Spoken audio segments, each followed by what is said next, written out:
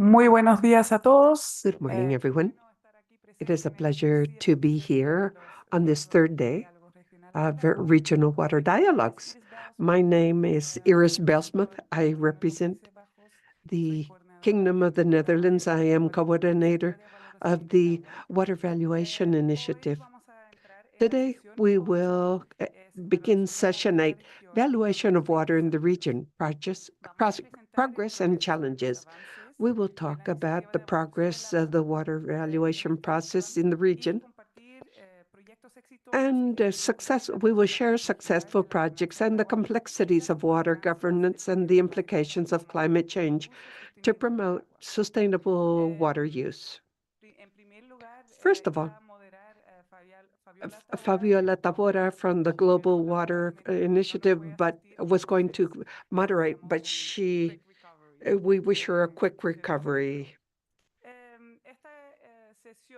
This session is co-organized by the government of the Kingdom of the Netherlands, Dotares, and the Global Water Partnership. Thank you for welcoming us here at ECLAC and ICA, and we are very happy to be able to share the progress made with water valuation. I would like to offer the floor to the ambassador of the Kingdom of the Netherlands in Central America, Christine Piren, for the opening remarks.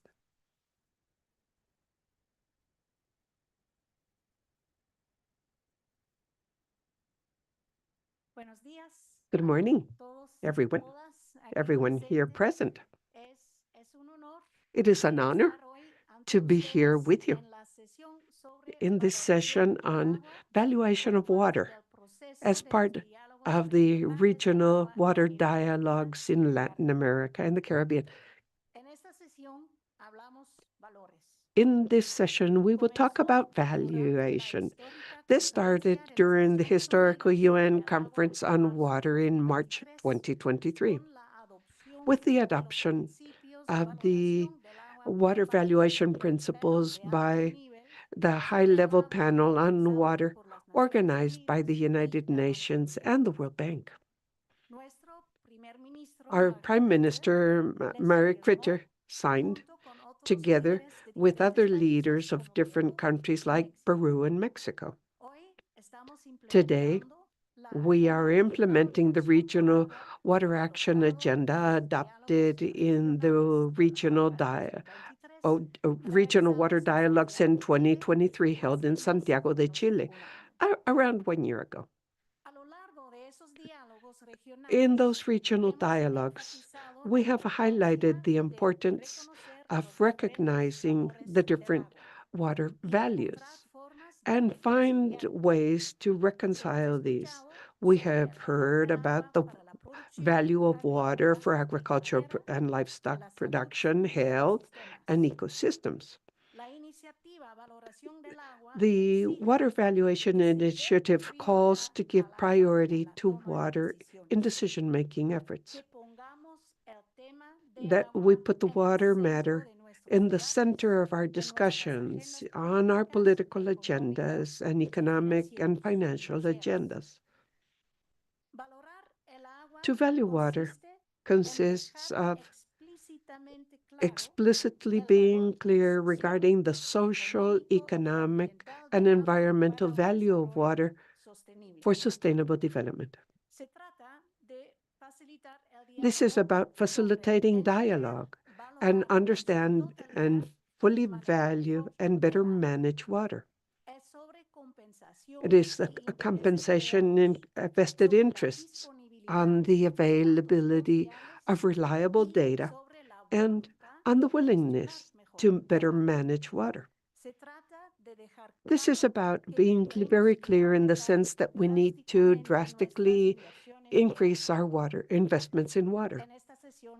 During this session, we will talk about values. It is not easy to talk about value.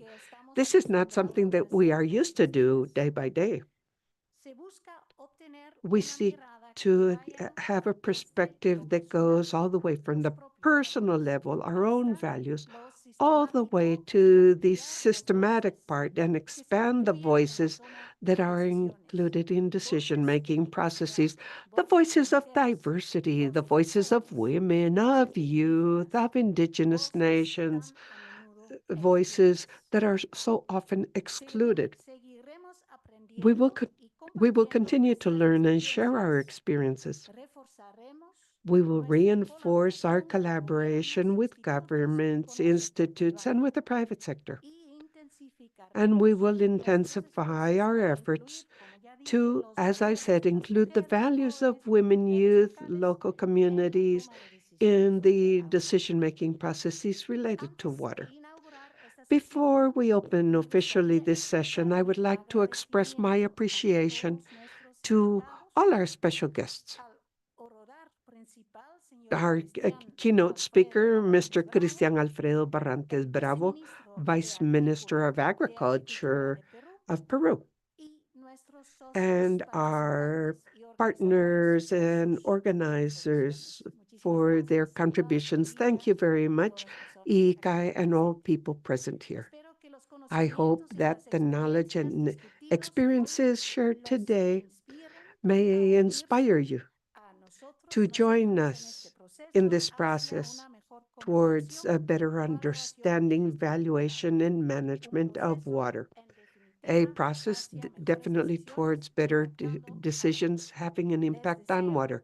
I wish you all a very inspiring and fruitful session. Thank you.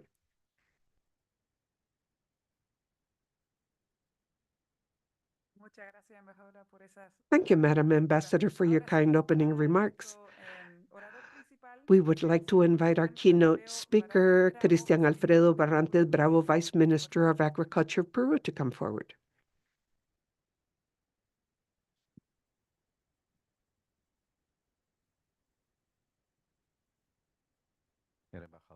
Madam Ambassador of the Kingdom of the Netherlands, officers, representatives of ICA, ECLAC, officers from different countries. Allow me to first of all thank ECLAC for the invitation to attend this event, as well as the facilities granted by the Netherlands to be here with you, and the welcome given to us by ICA. On behalf of the Ministry of Agriculture, Development and Irrigation, and on my own behalf, I would like to thank you, and I confirm that water management for my country and the entire world is a very important element, particularly in the context of climate change, where extreme rainfall events and flooding events configured with times of water deficit in some regions of our country and of the world have shown us the need to generate adequate water resource management as a relevant strategic point for our countries. In my country, the Peruvian government and the Ministry of Agriculture and Irrigation that I am honored to represent today is making tremendous efforts and investing great resources to address the greater demands for water, particularly for irrigation purposes. Given the magnitude of this demand, it is necessary to bring together different contributions and efforts at an intergovernmental level, public, private, and multi-sectorial. That is why the subject matter of this session is so important for all of us participating herein. The initiative for water valuation, which as a country we will present, is driven by the Kingdom of the Netherlands following the recommendation of the UN High-Level Committee on Water. The Peruvian government has been involved right from the onset in this initiative, participating in this high-level group together with the Netherlands and 9 other countries. The participation of Peru really began in 2019 with the signing of a first MOU between the national water authorities and the Ministry of Infrastructure and Water Management, the the Ministry of Foreign Affairs, the Kingdom of the Netherlands. However, due to different problems resulting from the COVID-19 pandemic, we need to hold a second MOU, which was finally signed in April 2022. Within the framework of the MOU, there has been a project that aims to the practical implementation of the principles of the Water Valuation Initiative in the context of a basin, which for the country is very important, the Chancay-Bambayé Basin.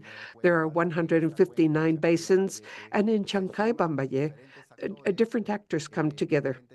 Different interests converge, both related to water for irrigation, for the population, and therefore this space was selected also because in this space we had been working with a regional basin council as a governance model that gathered all these actors for the definition and planning of water management efforts.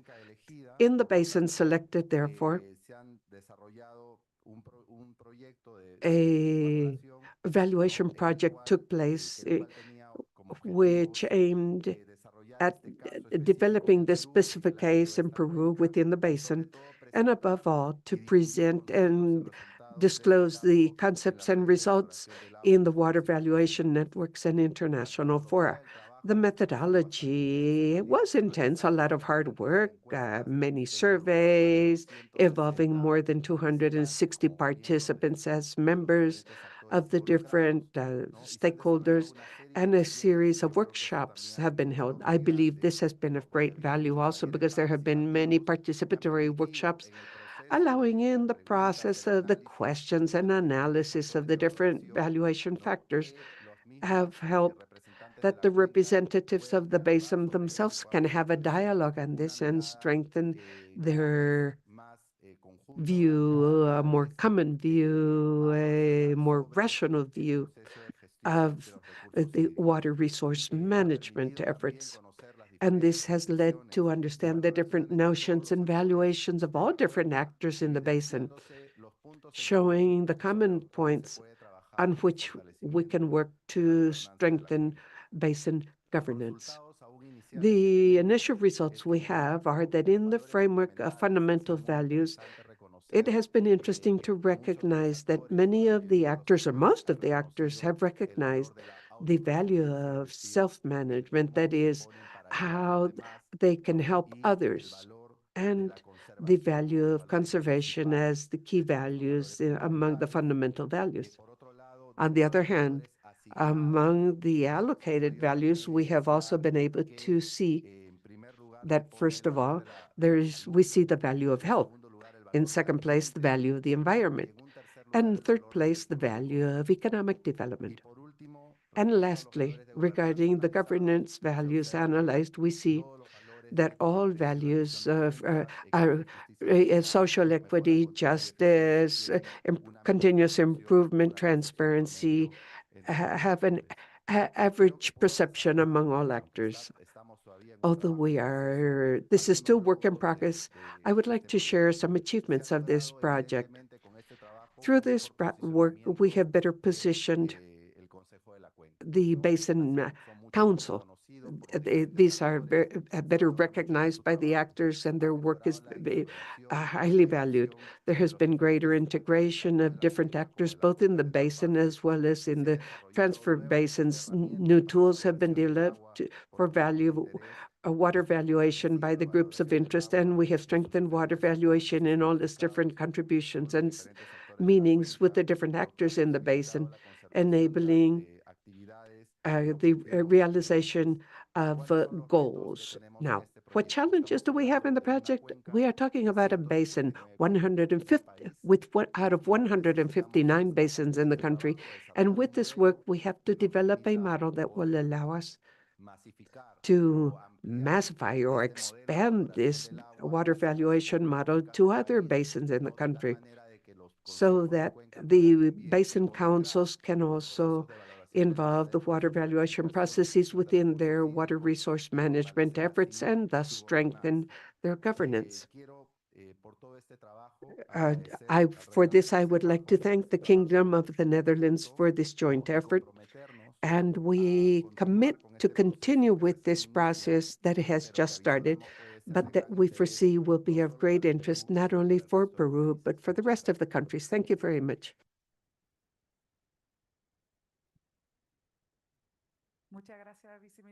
Thank you, Vice Minister. And I would like to thank you very much for the work already done to implement the water valuation principles in Peru, in the Canchay La Manica Basin. Thank you very much. Okay, now let us move to a plenary where we will receive more information on the implementation of the water valuation principles in Latin America and the Caribbean. I would like to invite Mr. Umbre Taylor, coordinator of the Water and Agriculture Initiative of Rica, to come forward. Ms. Elizabeth Coble, research coordinator Rosa Project at ECLAC. And I will the program coordinator of the Dutch Business Development Agency, and I will refer to what the project is. I will sit over there. I will be the moderator, and I will be a speaker at the same time. Both.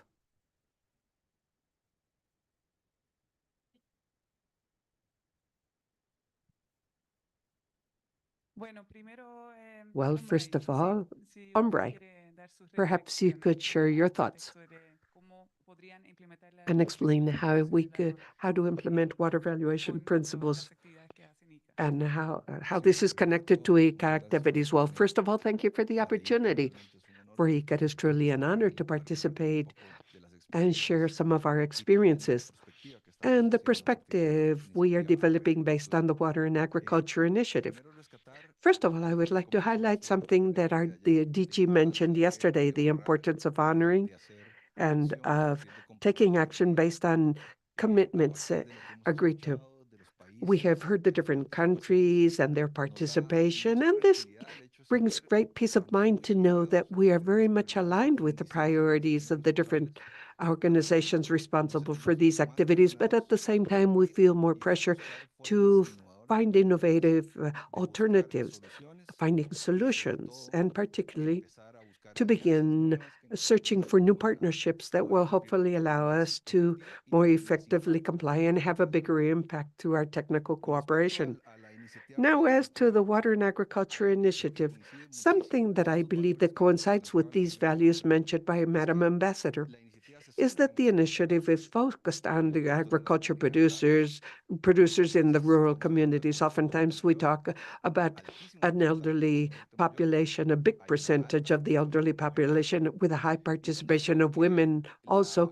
And I believe that the analysis of what we need to do has to consider a series of dimensions, not just the economic or social or political dimension. We need to be more creative. We have to come up with sound partnerships that will allow us to comprehensively approach solutions.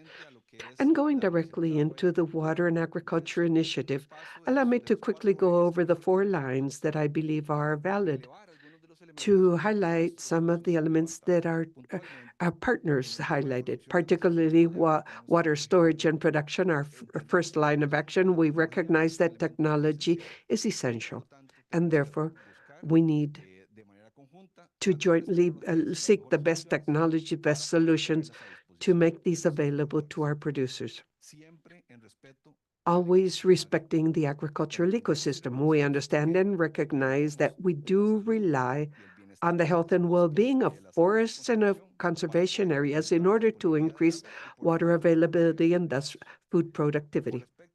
Now, as to the efficient use, our second line, we clearly understand that if we do not change, we will have serious problems due to the pressure to generate and create food as imposed by the global reality and the marketplace. So to invest in technology and innovation and digitalization as a tool to reach more persons and provide more solutions is fundamental.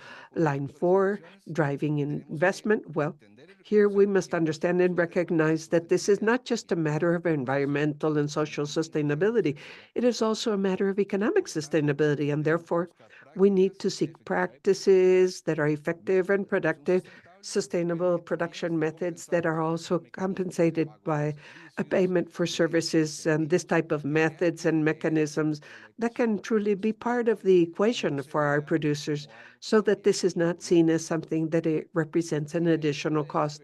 And I will focus on line 3, governance, which is the one, perhaps the main reason why ICA has put such such great emphasis on water and agriculture. We have recognized, first of all, that the agriculture sector, with a few exceptions, but in the vast majority of the cases, is not part of the decision-making process, the relevant decisions related to water management in countries.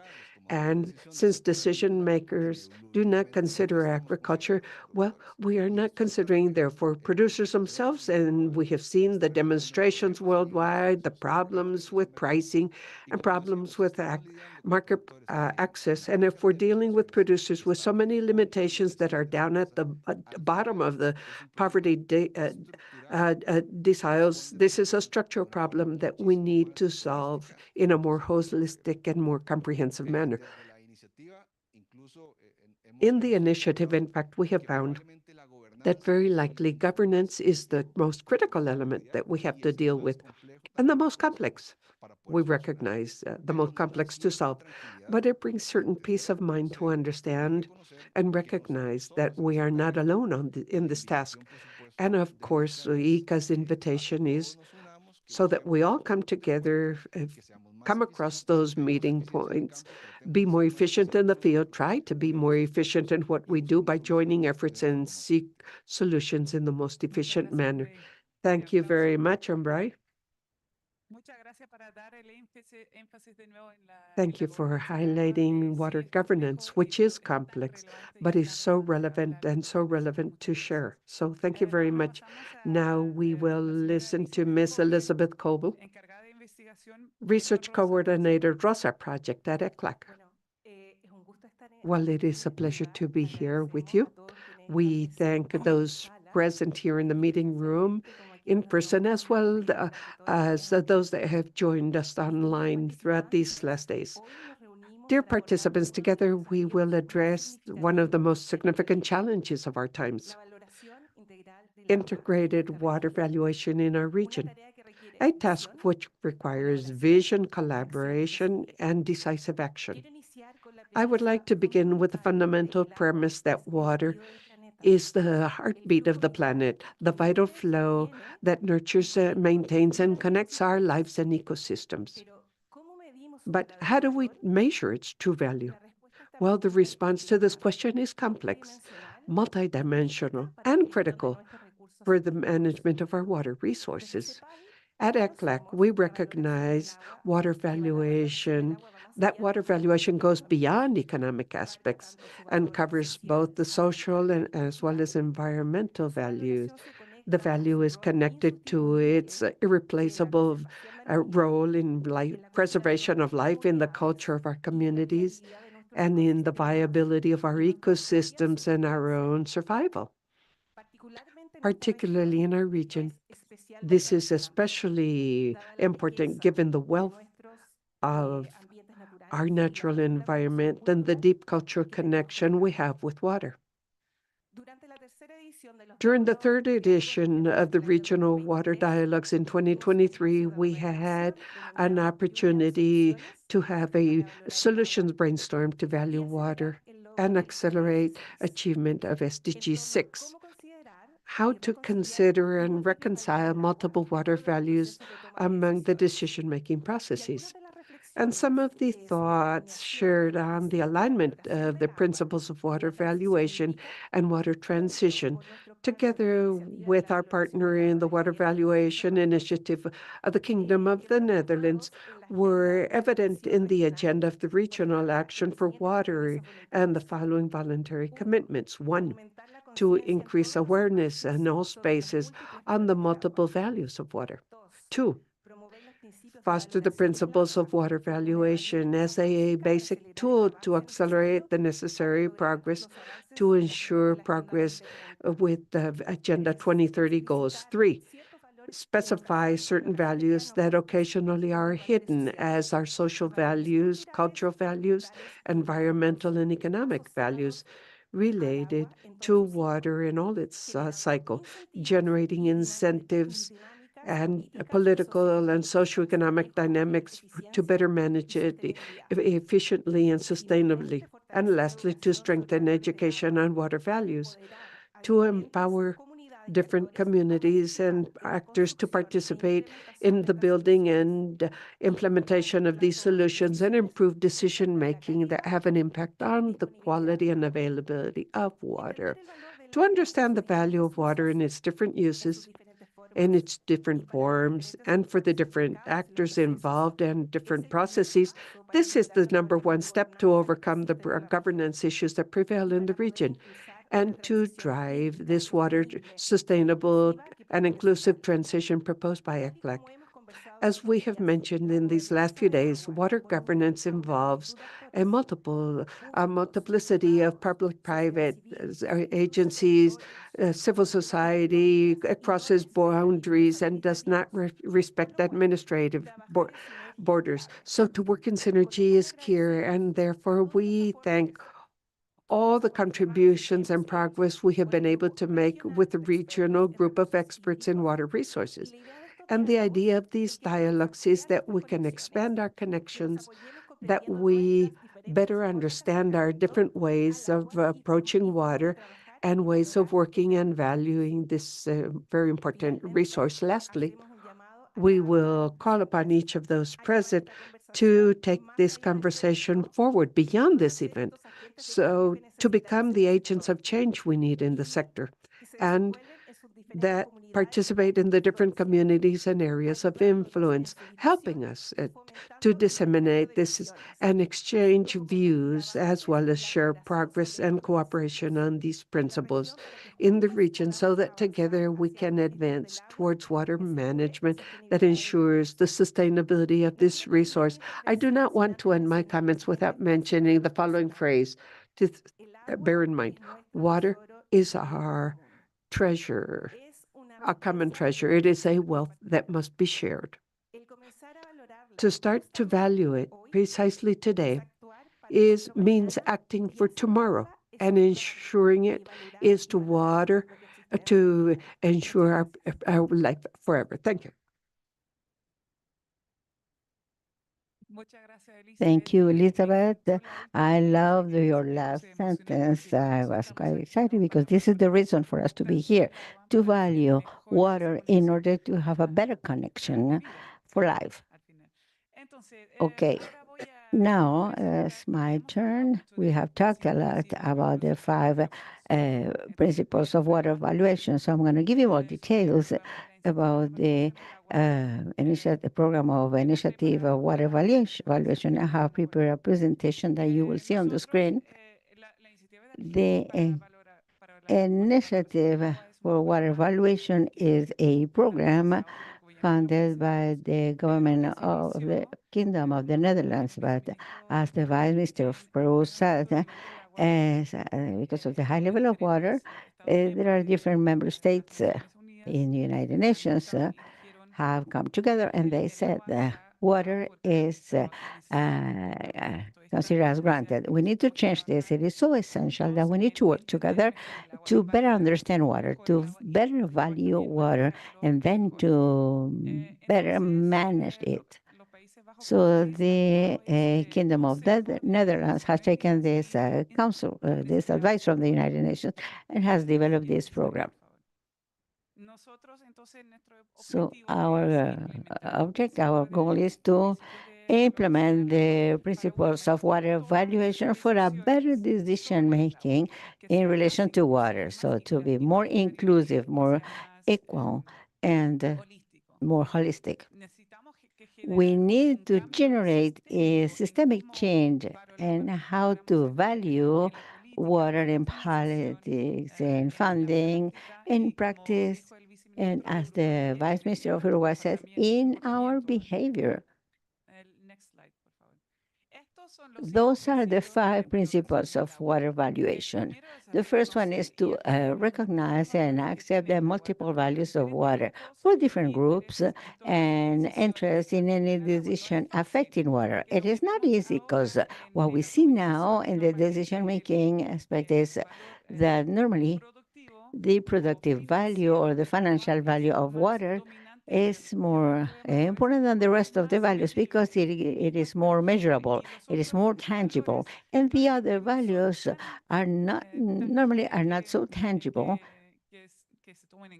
to be taken into account and the decision-making purposes. The second one is to reconcile values and to build trust.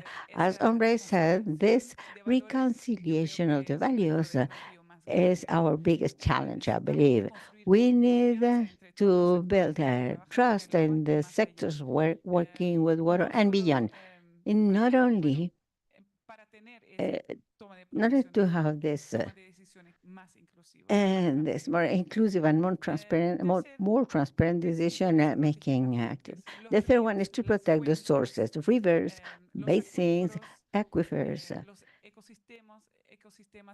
ecosystems that are associated not only for our generation but also for future generations. And number four is to educate, to empower. We need to educate on the intrinsic value of water. We do not exist, there's no life in the planet without water.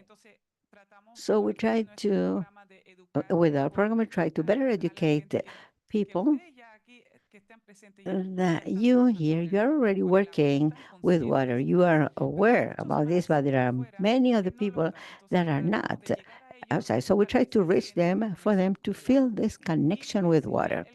And number five is to invest and innovate. It is necessary to invest in water and to innovate in it in order to develop new technologies, but also to speak on how to improve the water governance. Why do we create the water evaluation principles? The water crisis is a governance crisis as well. We need to co-create all together. The action needs to be a collective one. We need inclusive spaces where everyone feels safe in order to speak and to have dialogues. Water is considered as granted. So we prioritize human use, particularly for productive processes. We need this to be more inclusive. And as program, we try to give more spaces for the value of water in women, young people, and local communities. The United Nations told us that it is important to give spaces to these groups that not always have a place on the table. As a program, we implemented this principle of water evaluation with different countries, with different partners in different regions. Here in Latin America and the Caribbean, we're working with Peru's, Colombia's, Chile's, Brazil, and Mexico's governments. And the next panel, you will hear what they have done in these countries, and with different partners in the private sector, civil society. And what we are doing with the program is to put the value of water higher in the agenda of the financial sector, for example. Many people working in pension funds are not aware of the risk of water to their investment. So we try to educate them about the importance of water as well. And we are also focused in the inclusion of young people, women in local communities, as I have mentioned already. Water valuation is something that we need to develop all together. It is a process. We, as program, will try to provide a knowledge platform to develop tools, to develop good examples, but we are at the beginning, we are initiating. So I would like to highlight this part. And something else that I would like to highlight is water valuation has may be interpreted in different manners. We as program, we interpret this as inclusion of multiple values for water for decision-making purposes. But there's another group, and we work with them, and they work in valuation, which is the fair price, which is different compared to what we are doing, but we are linked, we are combined. So I would like to highlight this because in Spanish, this word is one word. In English, we have two. So we have also media campaigns to provide more knowledge and to give more knowledge on water. We are implementing this in different places. These are some pictures of sessions we have held, but we have many more. So with that, I would like to close my intervention. So you know what are the five principles of water evaluation. So we're going to move to the next panel that will be moderated by Crystal Anki. And she has double role, moderator and speaker as well. Well, for now, I want to thank you, Ombre and Elizabeth, for being here and giving us your knowledge. Thank you so much.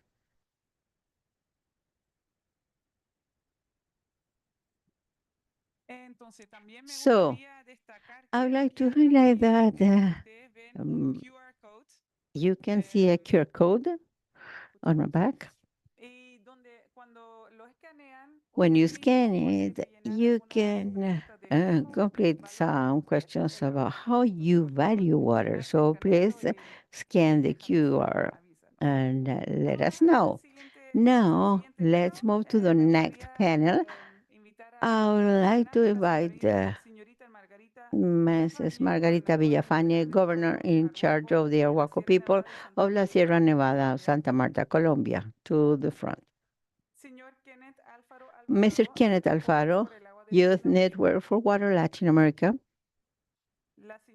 Mrs. Marisa Marpesero, Women for Water Representative in Latin America and the Caribbean. Mrs. Ana Carolina Argolo Nascimento de Castro, Director President of the National Water and Basic Sanitation Agency of Brazil. Mrs. Crystal Enge, Valuing Water Initiative, Government of the Kingdom of the Netherlands, and at the same time working for the Foundation Herencia Ambiental of the Caribbean in Colombia. Mr. Carlos Esteves, Water Resources Coordinator, Cabinet Ministry of Public Works, Chile. Mr. William Salas, Water Resources Specialist, Ana, Peru. So we have a complete panel now. I'm going to give the floor to Crystal Ange. Hello, hello. Good morning. It is a pleasure for me to be here with you, and it is a pleasure to be part of this panel with this distinguished group of people with whom we're going to talk a little bit today. To open the panel, I would like to start with a brief analysis of the values, because sometimes we believe that it is easy to include different values, and as it says, we could give for granted water and our values. We believe that our vision and the values about water we have are the values normal. So this is the way we grew up. It is in our unconscious. So we are not, very often, we are not capable to see that there are other different values. And those are the values that give us security. I know who I am. I know what I believe. This is good, but it also generates some sort of walls that affect us to be able to understand values that are outside the reality in which we grew and where we move on a daily basis. And as soon as we grow up and we move to our profession or science, so any profession is evidence based. Unfortunately, sometimes we generate walls that may be more difficult to break, to open us to understand other values. And the situation, what has happened and is happening now, is that we end by polarizing these values. If those are mine, those who are not mine are different. And we see this nowadays in politics. So there has been sort of a polarization where it is difficult to find these spaces for reconstruction because we go to the extremes and it is difficult for us. And right now, our global society has considered difficult to find these spaces for agreement and reconciliation. So I believe that it is important to start by recognizing that each one of us comes with a series of values and that we do not have all of them. This is important. And that the values that are currently uh, guiding our society are values that come from intellect, as it is mentioned. It is easier to think in how we're going to value from things that can be measured, scientific or mathematical. It's just that other values that we cannot quantify and become difficult, so we leave them aside. And that do not come from science. Right now, what we value as Western culture is what is generated comes from science. Don't mean that it is wrong, and this is where we start polarizing. Well, is it science or emotional? No, this what we precisely want to see is to find these common points, but we need to admit that the dominant values are some values and not the other ones. In that regard, it is important to admit that these dominant values are currently linked to scientific evidence, to a process of knowledge generation that very often is a competitive process and that end by being discriminatory of many other voices and many other values in water terms. It is also important to see that from this uptick, we have not found solutions to any problem. Many of problems of water have been generated from this uptick when it is closed. And therefore, from values of water, I'm going to particularly speak in the case of Colombia, but in general, what we wanted is to start listening other voices with other values that maybe will supplement and everything that is intellectual, the specialized knowledge in one way or another from the emotional side and not necessarily uh, everything specialized, but maybe the holistic vision, this integral vision I mentioned a while ago. Now, to do so, there are different tools. A very important tool is the deep listening. It is mentioned this here. So listening, but not listen because you're speaking and that's it. No, to to listen, we need to work internally, which is to open the space for us to be capable to think and other people. and other people with other visions may have may be right. They may have an important point of view, interesting, and this begins with an internal task, which is to open to deep listening. And something very important is that we do not listen to change our values. No, we listen to understand the other's values and to be able to reach to solutions that will take into account the needs of everybody. This is very important because I say, no, I will never think this way. No, it is not necessary. We do not need to change our values, particularly if we come from the science sector. We need to open ourselves to think that with other values, we can build solutions that will take care of the different visions and the different needs that exist when there are other visions. So this is what we have been trying to do in Colombia. And that's why the process of the initiative of water evaluation has started in Colombia by listening the voices that are normally not heard. And we have generated partnerships with groups, indigenous groups from different parts of the country.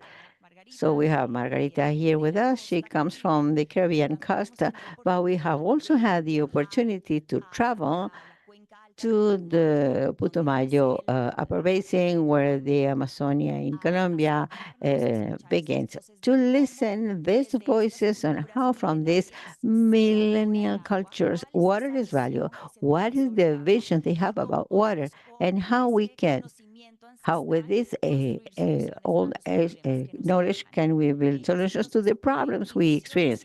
The process just began. We are working with the Ministry of the Environment.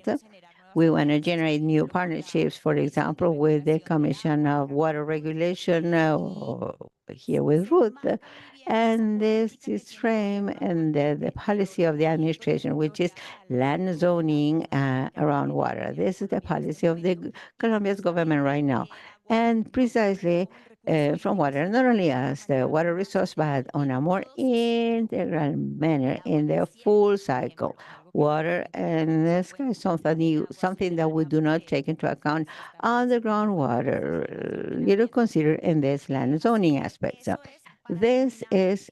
Uh, this is it. So to conclude, I would like to share with you a quite interesting analysis of the AI that is somehow uh, carrying out analytical processes where through this intelligence, the intellect is being managed from the machines. And I read a sentence of the president of the University of Columbia in New York that I would like to share with you in closing. He said, in the past, works were related to muscle, to strength. In the present time, works are related to knowledge, to the intellect, to the one that knows more. And in the future, the work will be related to emotional matters and the heart, because this is what machines are not going to be able to do. So with that, I stop speaking. I'll move to Rosa Margarita Villafaña. She comes from a traditional family of magos, which are the spiritual guides in the Arawak culture.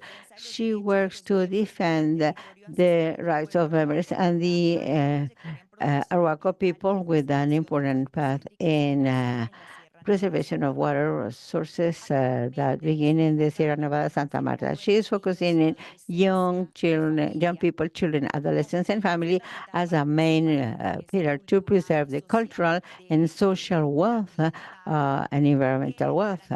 And to guarantee the survival of the Ikuko Arwako being. So I would like to start with Margarita. I have been lucky enough working with her for many years. I would like to ask you, Margarita, what is the vision from the Arhuaco people and on water? What makes that this vision supplement the traditional view of water? Thank you. My appreciation to everyone, particularly to ICLAC, who gives us the opportunity to be here. Our vision on water, I must start by saying that we consider land as the mother and the earth as mother, and the earth veins as blood. Water is the blood of earth. Minerals, rocks, are the bones of the body. Vegetation, trees represent man. From this conception, we live sharing with family, with everyone. And therefore, indigenous people in the Sierra Nevada have the mission to protect, to preserve, under this vision that earth is our mother. Therefore, it deserves being cared in order to preserve the ecosystem, and of course, water is part of our life. Without water, there's no life. So, protection of the integrality of the territory will facilitate protection on an integrated manner. And to do so, we have sacred places from the Conado to the sea, where each sacred site is connected, where we, maybe this is not the right word, but so we, this is a way for us to pay, to connect with earth in order to protect, in order to preserve the elements on earth. So we have special places that connect, and where we go to for rituals, to establish harmony, to be able to establish balance, where anytime a disease occurs or something happens, we go to these important places in order to heal our body, but also to heal the earth body.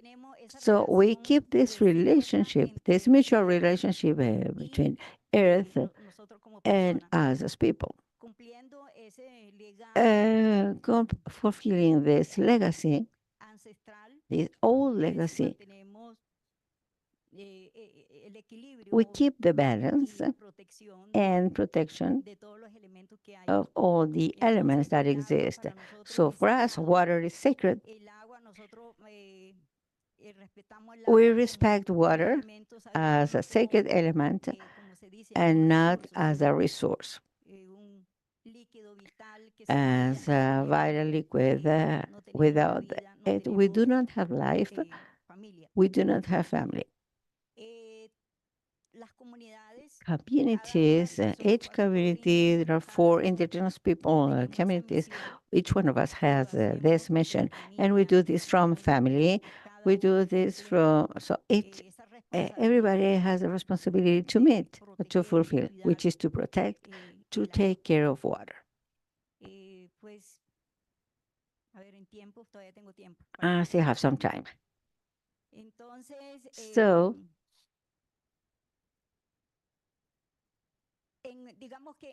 let's say that the mission we have, which is not anything related to practices, because we became,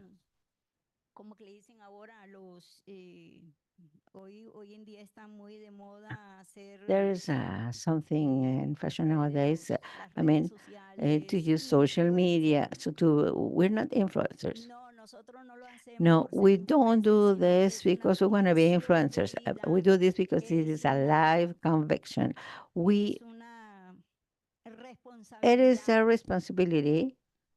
It is a life responsibility, not only for us, but also thinking that we are in the upper part of the Sierra Nevada. In the lower part, the rivers downstream are feeding other families, other people. Therefore, we need to protect, to preserve without pollution. And the river goes downstream as we need to breathe. Same thing for the river. The river needs to start to run and go up to, they have to, up to the river needs to go. It goes to the sea. In this point of encounter, it plays a very important role. The preservation of species. Species are articulated there. So people used to say that when the sea is silent, species go to the sea, dance, and come back to fresh water. So whereas everything from fresh water goes to the sea, so this relationship is the one that led us to have this life of communication, articulation, connection for species to continue, for species continue living. And this is the way. So we need this chain of communication, of articulation, in order to keep species alive. Water needs to communicate with the sea to play an important role, as we need liquid in our body. Although we have a liquid, which is the blood, we also need to be fed from water.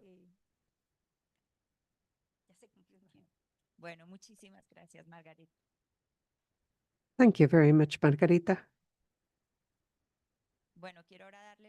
I would like to offer the floor to Kenneth Alfaro. Right now, he is Youth Network for Water, Latin America, and a consultant in water and sanitation. Welcome, Kenneth. Our question is, how did this youth network arise, and what do you think the value added it means to bring youth into decision-making related to water? Thank you, Krista. Well, first of all, good morning, all of you. Allow me to tell you that the network started in 2015.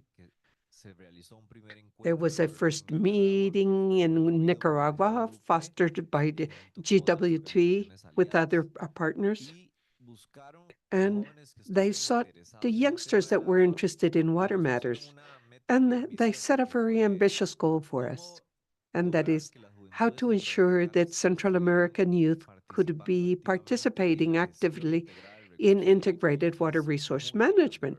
That was huge.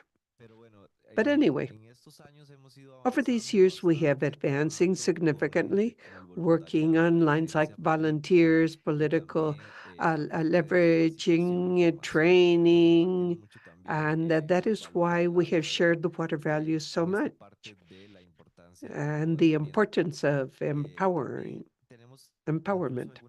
In fact, we have some lessons learned over the years, and by seeking spaces to participate and share our voice, we have come across barriers of different natures. The first question that oftentimes was posed to us, why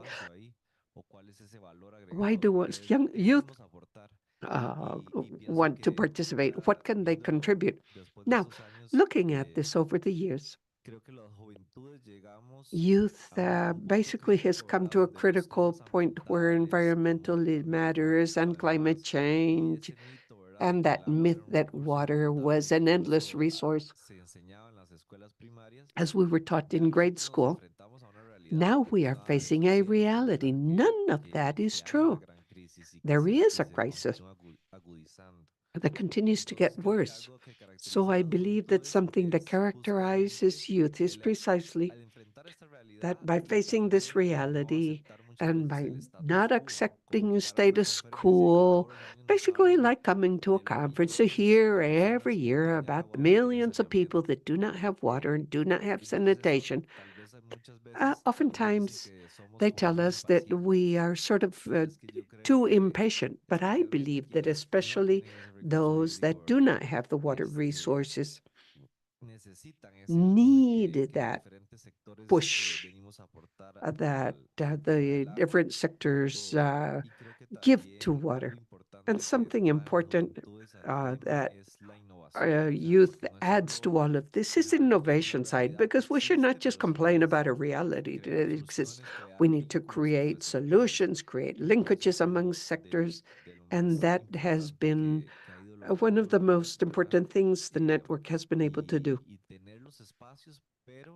finding spaces and taking ideas. We know there are important challenges as to the inclusion of youth, because being very realistic, oftentimes those of us that do have the privilege to have access to higher education are those that end up usually finding these spaces for leverage. But with the rural youth, the indigenous youth, and many of these voices are not being heard, and we consider that that was one of the biggest challenges that we would like to strengthen together with our partners and allies.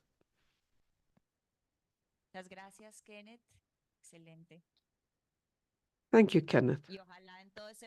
Hopefully, in all this youth training process, you can incorporate the other stances as the one Margarita was sharing to strengthen the newer generations. Now let us move to Marisa Mar. Marisa is a Master in Public Policies, Special in Communication.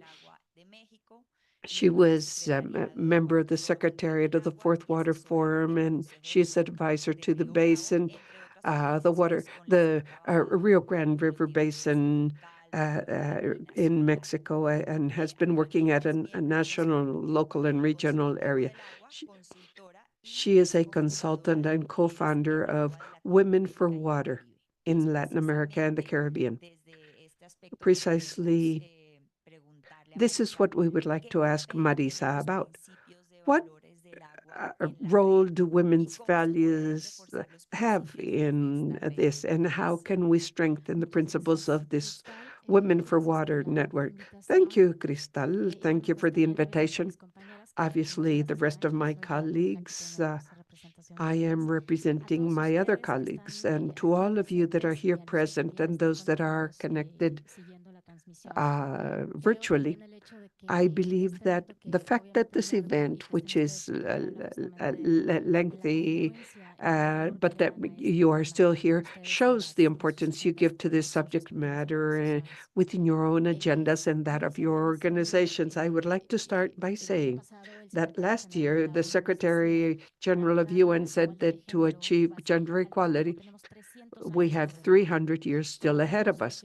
When we say that SDGs have goals for 2015 or 2030 or 2050, in this case, we are seeing this 300 years into the future.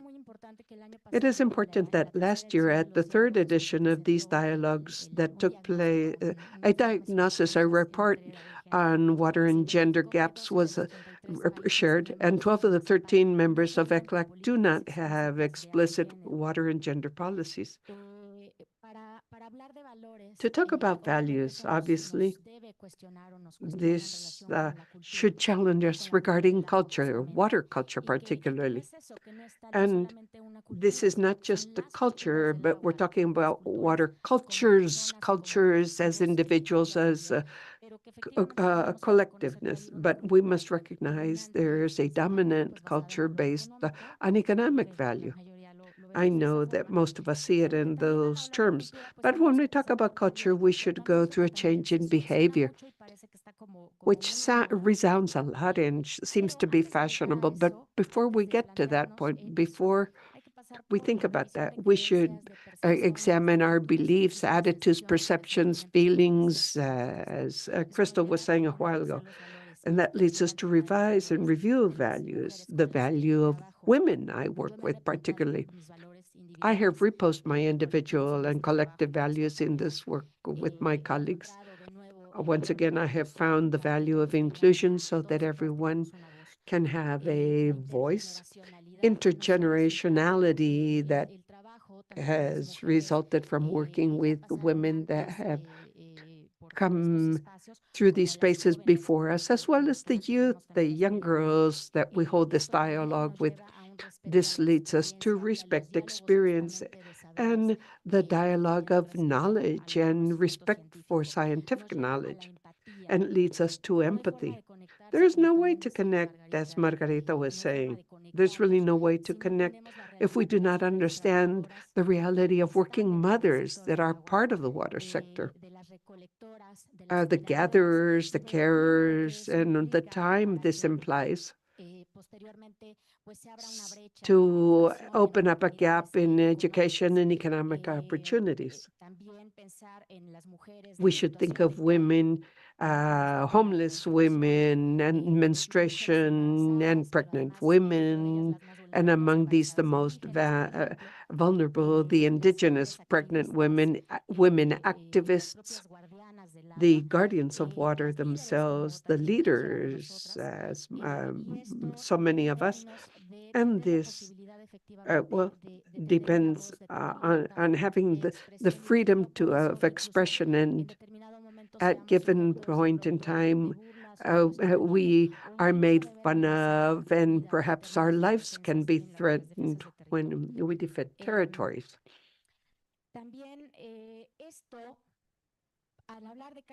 When we talk about a change in behavior, one of the things we would expect is, for example, how will this translate into decision-making? And considering that this International Women's Day was focused on showing the need to fund the women's access to different rights. One of these initiatives has to do with investment and innovation and multiple values, and with this I am about to end. I would like to highlight that, obviously, women, if we contribute and we contribute to this, supporting all these actions in the water sector,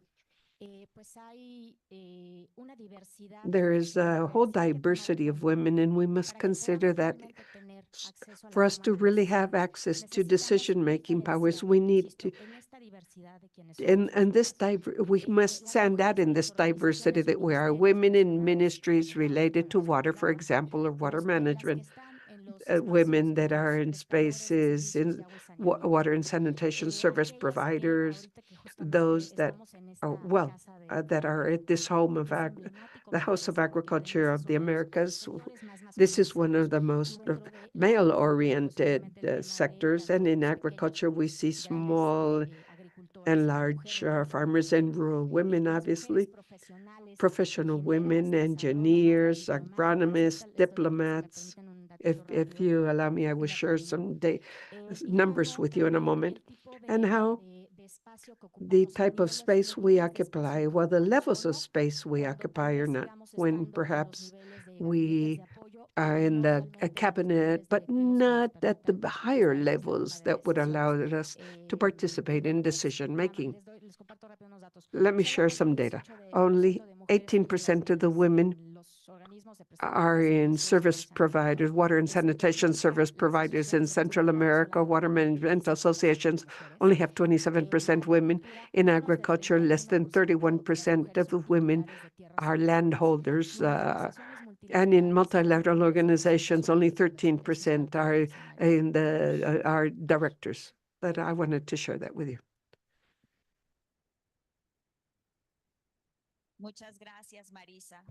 Thank you, Marisa. And I like to hear those ending figures, because it is a pleasure to now introduce a woman that does have a director position in the water agency, Ana Carolina Argolo, Director President of the National Water and Basic Sanitation Agency of Brazil, the focal point of the agency for the Water Valuation Initiative.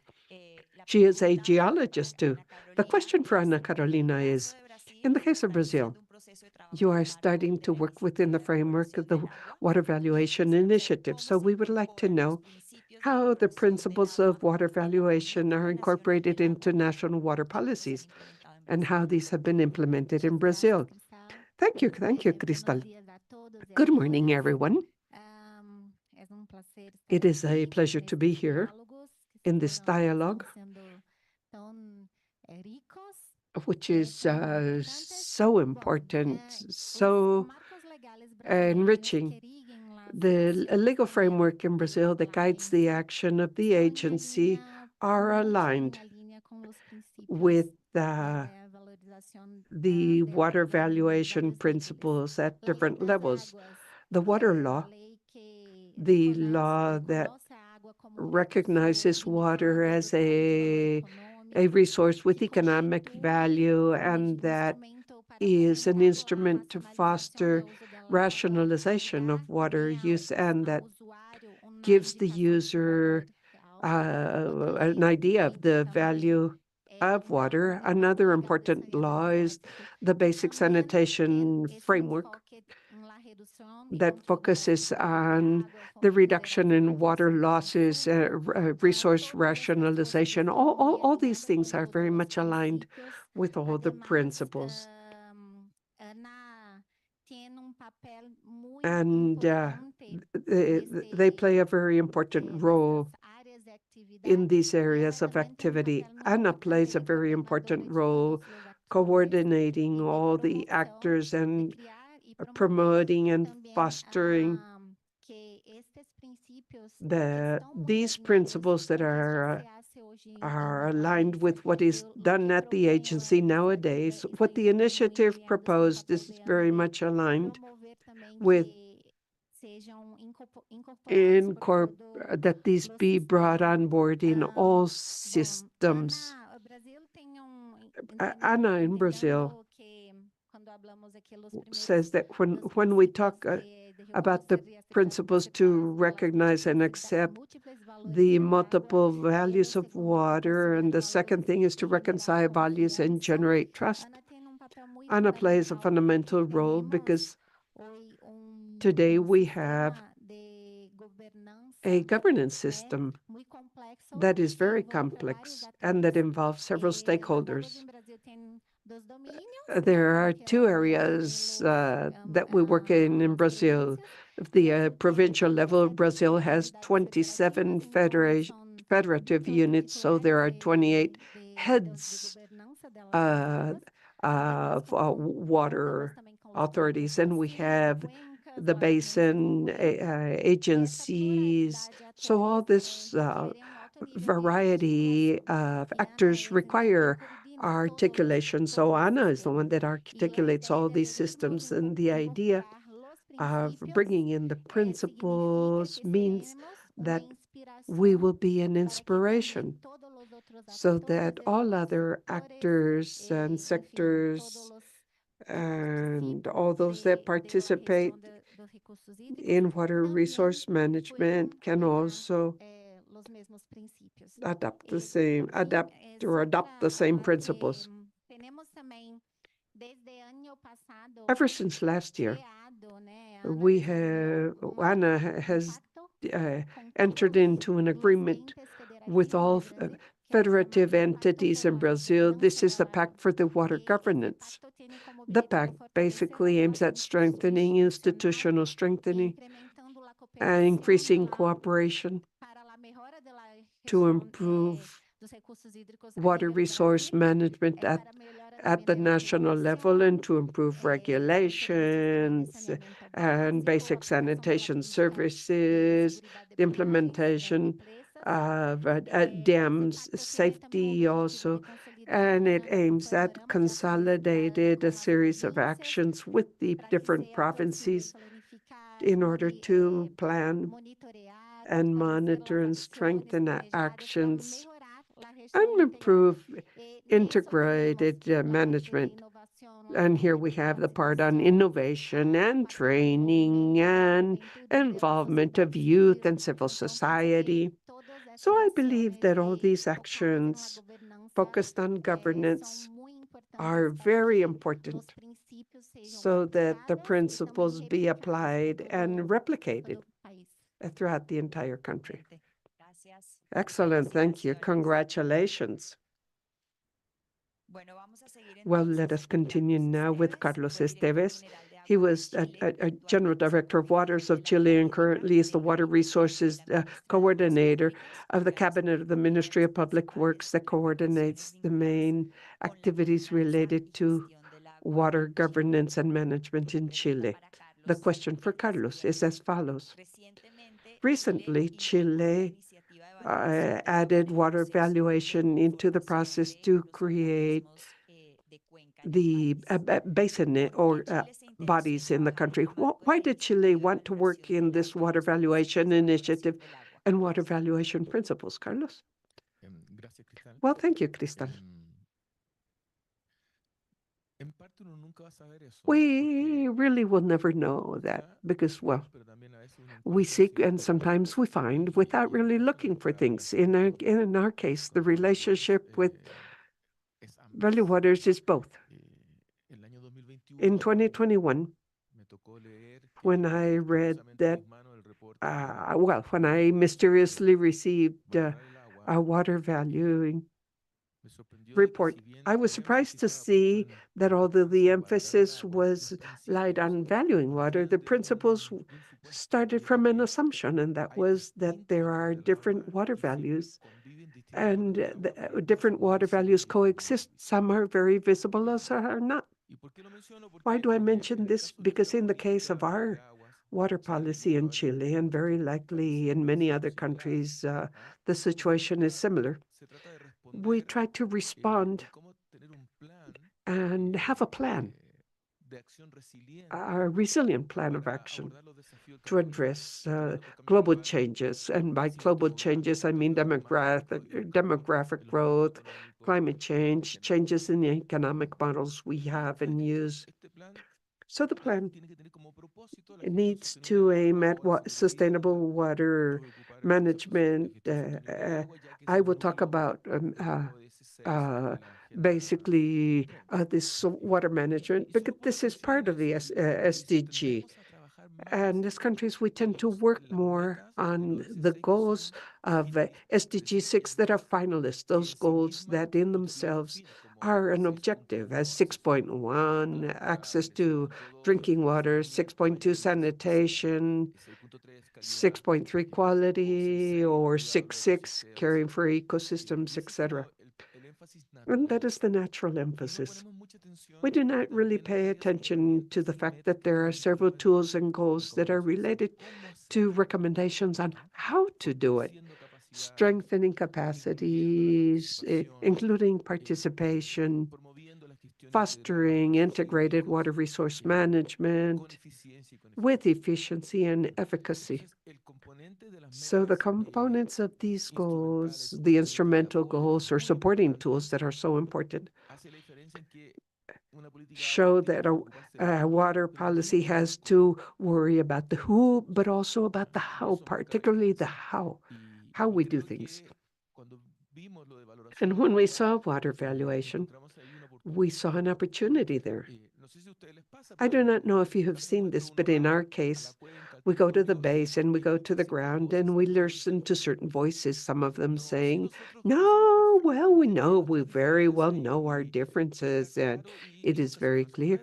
And that will never be solved because we have been working on these in working groups. And what is missing here is for you, to government, to roll up your sleeves and do your job. Penalize whoever you have to penalize, arrange whatever you have to arrange. And the responsibility, they dump it on someone else. But there are other responses also we received. Oh, no, everything has been solved. We know each other very well. We have addressed everything appropriately, and we resolve differences internally here in the community. And exceptionally, we may resort to justice. That oftentimes happens, and that makes us very happy. But oftentimes this hides the fact that those that have everything really solved are the prevailing interests, the dominant interests, and others are not seen, others are not there.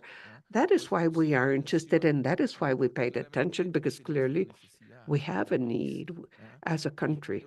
And I hope that in the second round of questions, I can tell you more of what we are doing. In my next 30 seconds, I guess I can finish now. Thank you.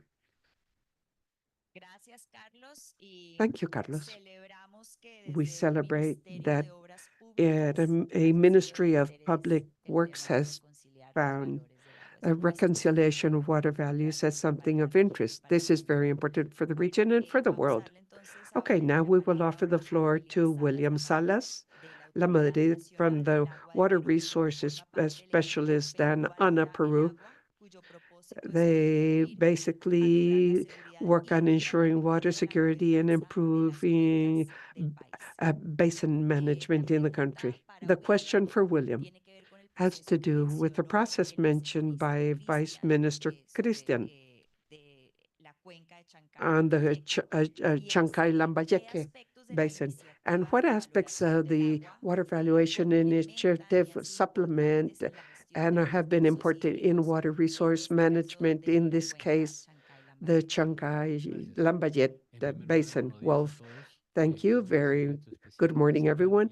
Thank you, ECLAC and ICA, for allowing me to participate in this space to inform of the progress that we have in this initiative of the Peru Values Water Project. To put you in context, the project was developed or is under development in the Lambayeque Basin on the northern coast of Peru.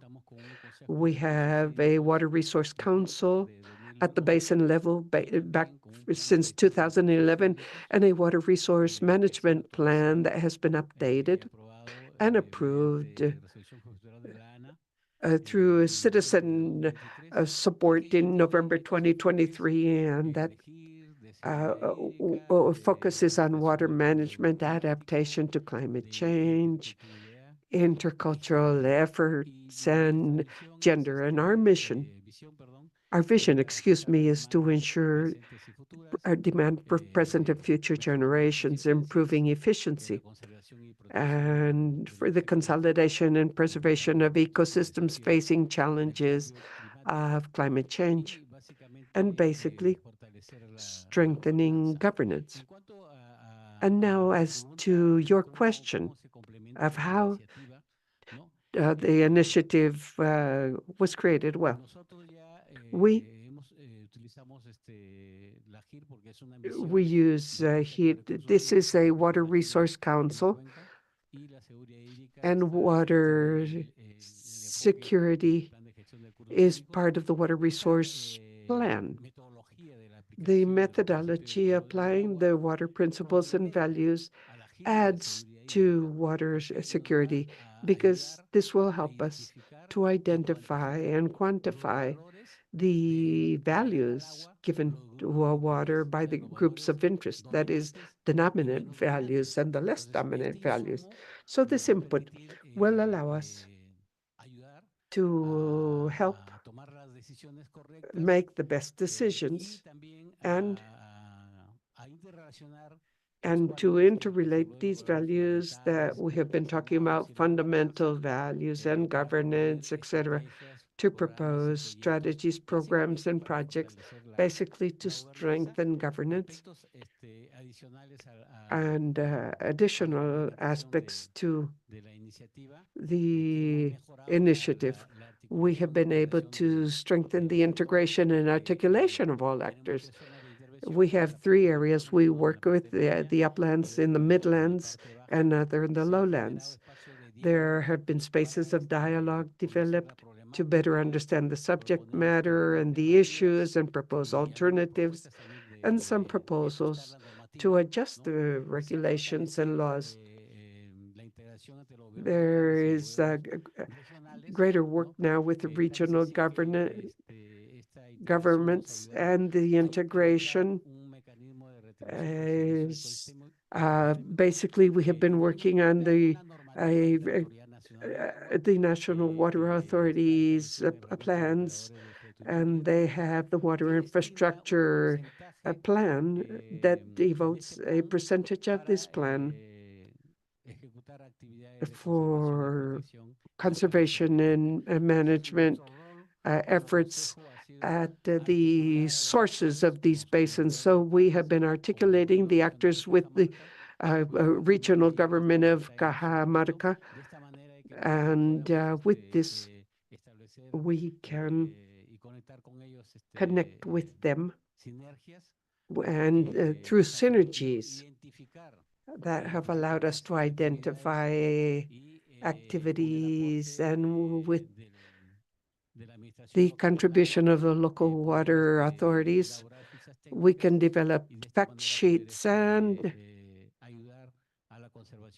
help with the conservation and management of the basin. In this space, strategies have been proposed, and I believe that one of the main strategies is that the actors decide that decision-making should be done at the local level. This should not come from the central government level. This must be done locally, and this is very important in my view, because it is very important to have this bottom-up planning. I know I have run out of time. Thank you. Thank you, William.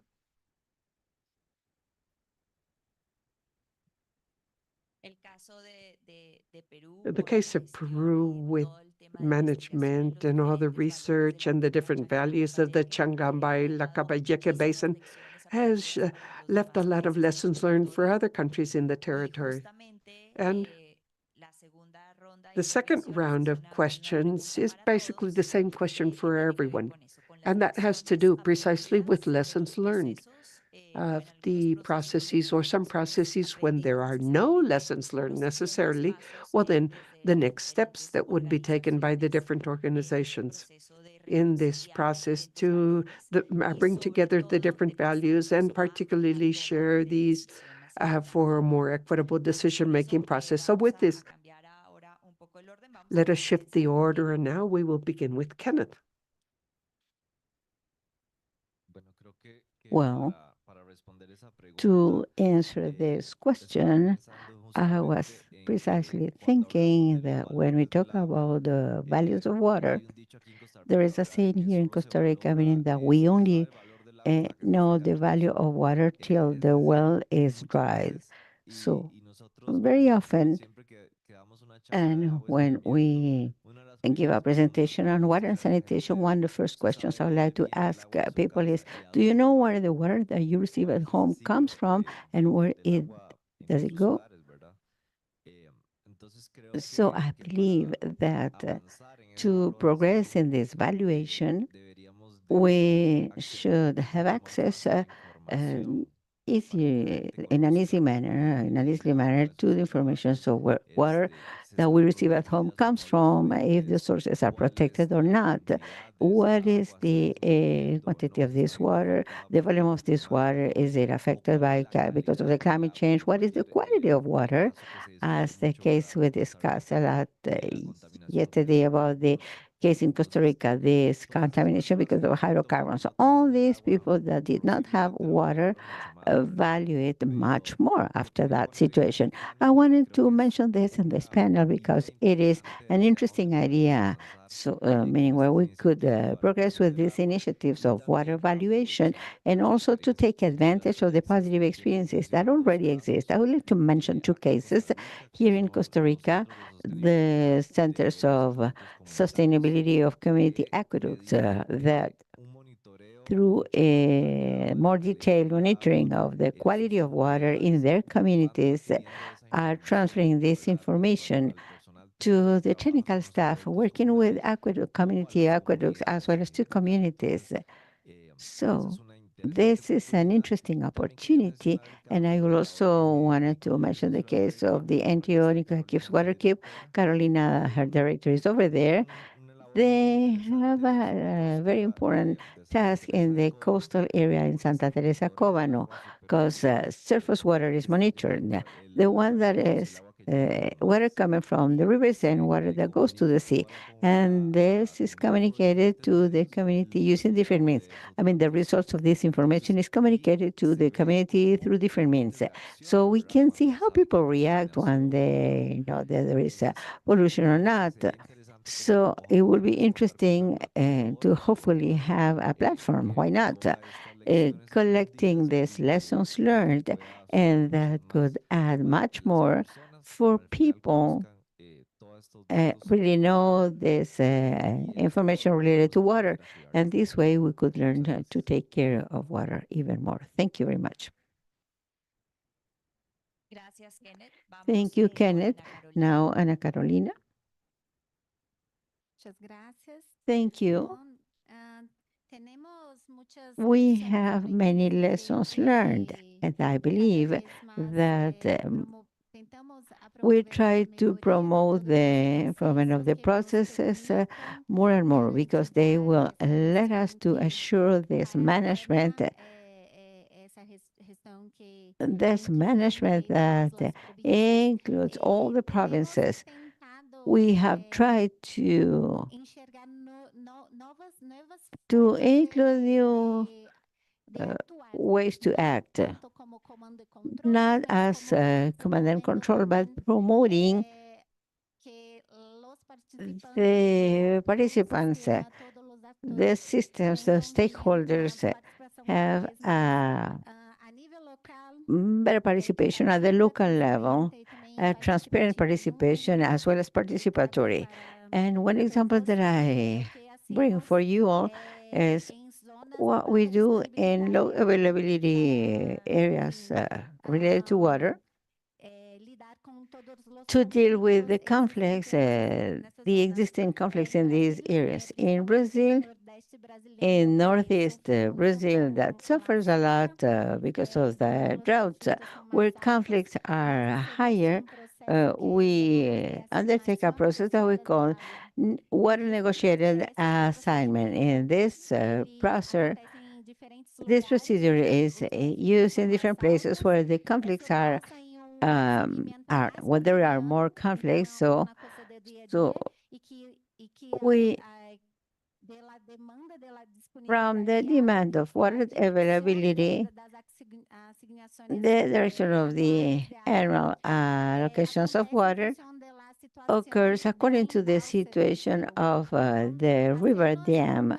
So we hold some meetings where we have a user from an area, those who use, those who depend on the same water source. I mean, that depends on a reservoir. We,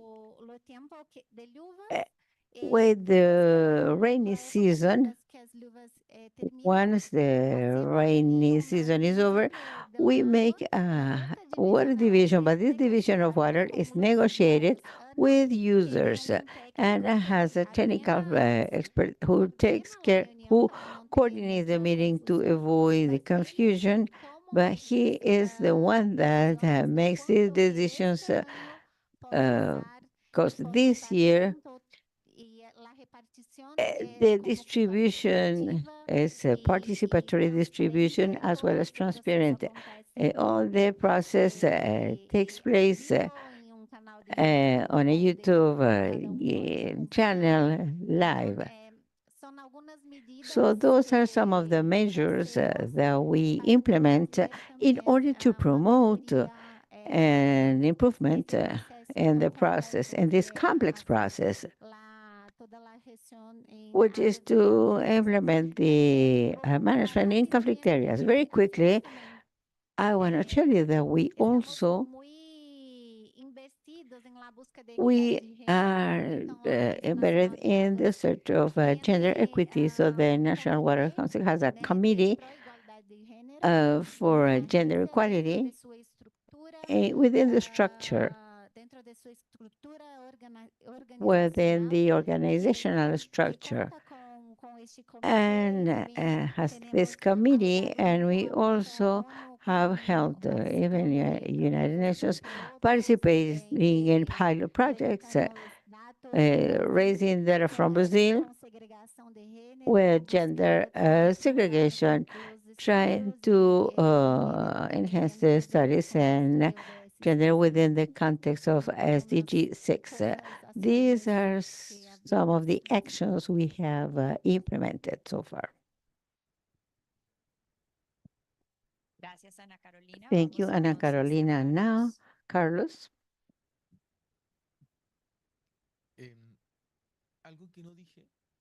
Something I did not mention. One of the things important for us is in this initiative of water evaluation is that we are implementing many things linked to water, as you all. And they are dedicated to this topic. It is very important to have a partner that is always reminding what they are doing, where they are in relation to the water evaluation, because we are in the rural safe water wealth or in the legislative discussion. And there's a panel that is telling you, don't forget, do not forget. And this is a very important task. And the way with this initiative contributes to us. And this is news in progress. I mean, the question is news in progress. The government started saying that they wanted to develop the basin councils, but this is thing it is a country surrounded by the Andes mountain, and there are many basins, not so much as Peru, but we have 101 basins, and you cannot have 101 water councils.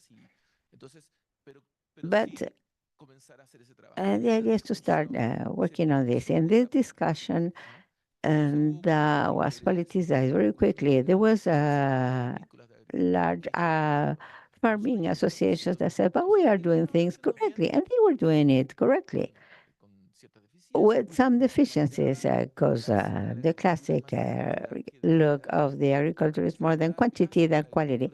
The classic look of agriculture has been focused on distribution of surface water, and in the case of the underground water, to obtain what is possible to extract. The ecosystem look is not one of the main concerns, or what is the quality of water when it gets to the sea. No, this discussion becomes kind of political very quickly, and basically because we did not have any law that ruled the basin councils. There is a draft. We reacted very quickly in the Ministry of Public Works because there's a law, the law of water code and climate change framework law from 2022. Both the Ministry of Public Works and the Water Division of the Ministry of Public Works to lead the development of strategic plans. They have to do it with the Ministry of Science, Environment, Agriculture, with citizen participation mechanisms. So the regulation of this law develops the strategic groups of water resources. It is similar to what we thought with the basin councils, but a little bit more democratic. There is an invitation to participate. I mean, this mechanism can make not only visible the most visible ones, but there is a possibility that those who complain can do it. So the task is modified a little bit now. This year we are in this year 2024 we are starting with 10 strategic groups on water course. What's good from this is that the water code gives funding for 10 years.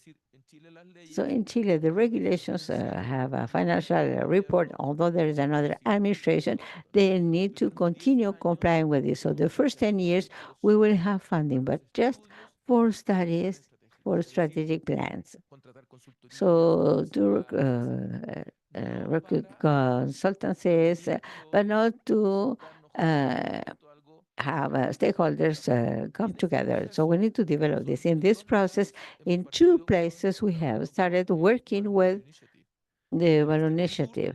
In the southern stream where the glaciers are located, we were working together. We had a very interesting dynamic that made people from there say, "Wow, this can be seen from a different point of view." So we made the water consideration and to collect values, and now the Balloon Initiative oh, work with us on a much more difficult basin compared to Chuapa. There are many stakeholders organized for more than 100 years, but people says, okay, good, good, good, let's do this.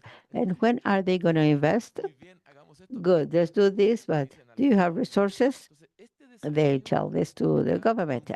This challenge is in our process. It is not mature yet. We have not reached, have not succeed for now in these basins. For example, with the participation of the youth. So this is more safe because it is a cross-cutting principle.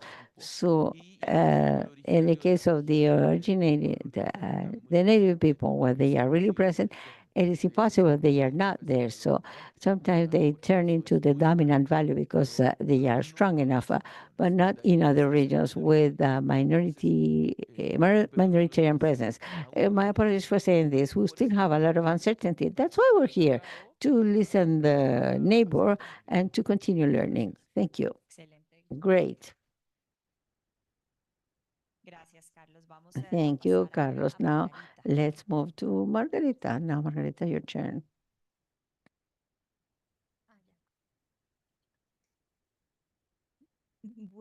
Okay. In our lab experience, in the conception of cosmovision or from the cosmovision, the importance of earth, because earth is the basis of everything. This practice that we have had for 1,000 years will continue. We will continue generating or raising awareness from what we do, from our knowledge through the mamos, which are the basis of the existence of culture, culture of knowledge, and those are the ones that guide us. And they are those who warn about the need for us to give importance to our planet, to our Earth, in order to preserve the ecosystems and, of course, water, as I mentioned before, is like blood, is the blood of the earth, giving life to anything that exists on the earth. So from there, our aim is to raise awareness, and that's good that this voice, this persistence of the voice of the mammals in our culture has come to this space. That each one of you, who are those people concerned, thinking in the future and their problems and the crisis of water. So here we are contributing with our voice, with our knowledge, and fortunately enough, the national government, let's say in Colombia, there is a constitution that recognizes and supports indigenous people with the constitution in their autonomy, in their self-government. This led us to work in conjunction with local institutions, regardless of political topics. The politicians do not they hear a lot this message, but from the local places, from the local condition, we are working with the farmers, with the neighbors, many institutions or NGOs. And we are working to protect an important part of the territory from the upper part as a strategy of protection of the territory and of water basins. Because we know that if we do not work there,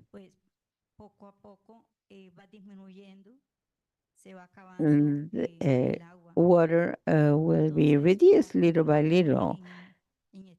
So we will continue in this process with this work from knowledge and the strategy to raise awareness, to invite people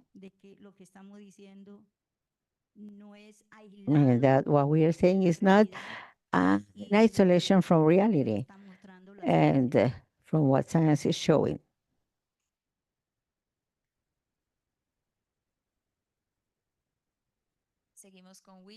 William?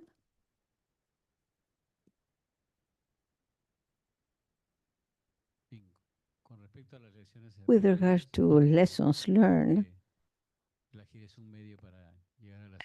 is a mean to is a tool that will let us to propose strategies to strengthen governance and the institutionality.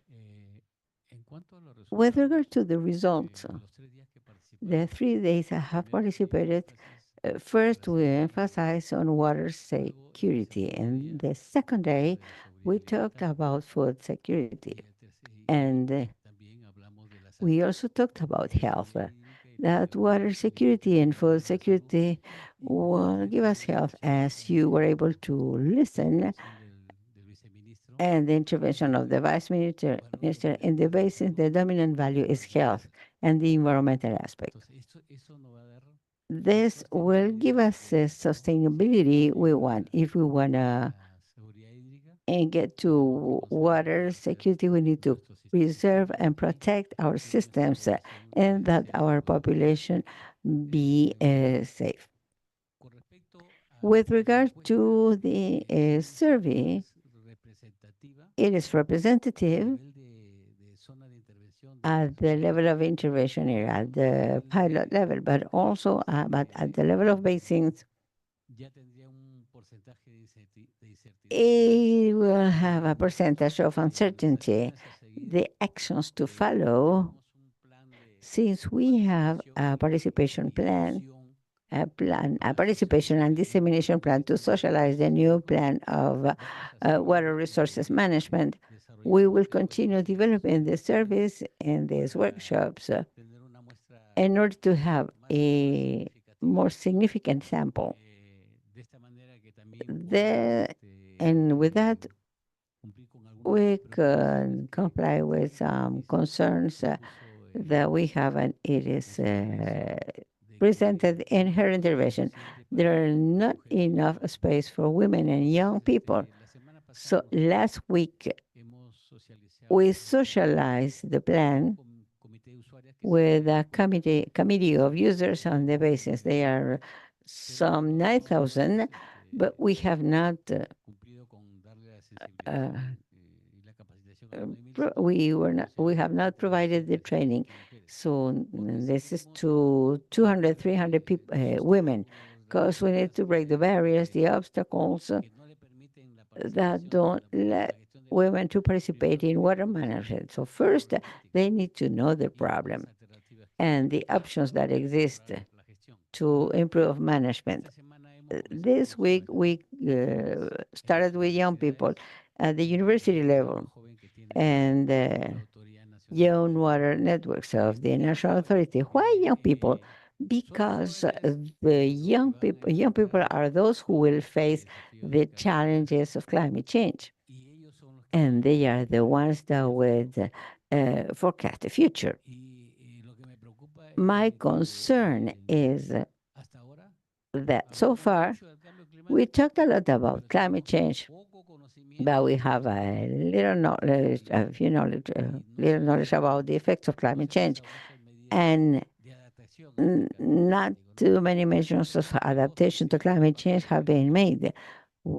On Peru, we knew that El Niño will come, but now we're talking about La Niña. So the climate patterns are changing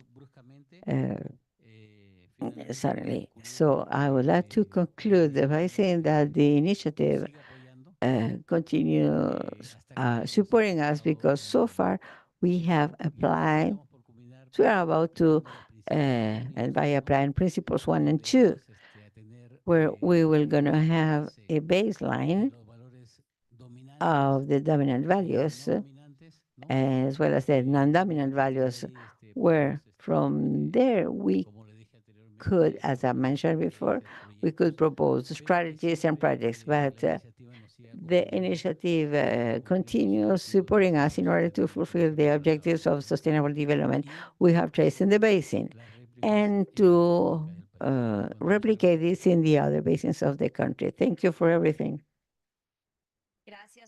Thank you, William. And in closing this panel, I would like to give the floor to Marisa to keep this message from the vision of gender and women. Thank you, Crystal. And the experience of what I believe we have learned in this journey for the past years. Number one is the strength that we have in terms of our knowledge, because we are professional, academic women or leaders. We have influence in different areas of knowledge and in different territorial scales. It implies that we have different visions and different values, and that we are not necessarily always on agreement. It is important to admit that. So we combine the theory and practice, and within this diversity and in this integrality, we have the possibility to offer different and innovative solutions precisely. On the other hand, I will talk about the reflection, and I was talking about this economic part in terms of investment. The investment when it is focused on women, family, and community, and how this transforms these levels.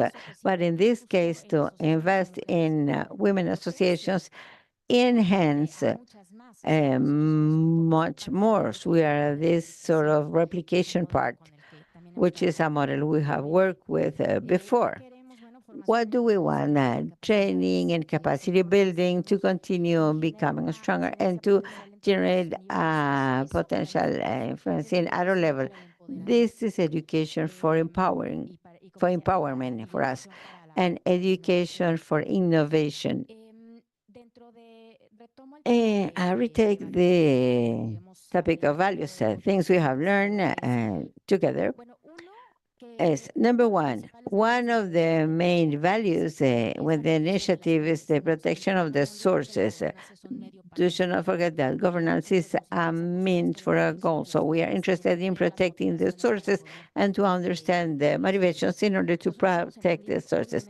We have understood the value of cooperation in this boards. We are stronger.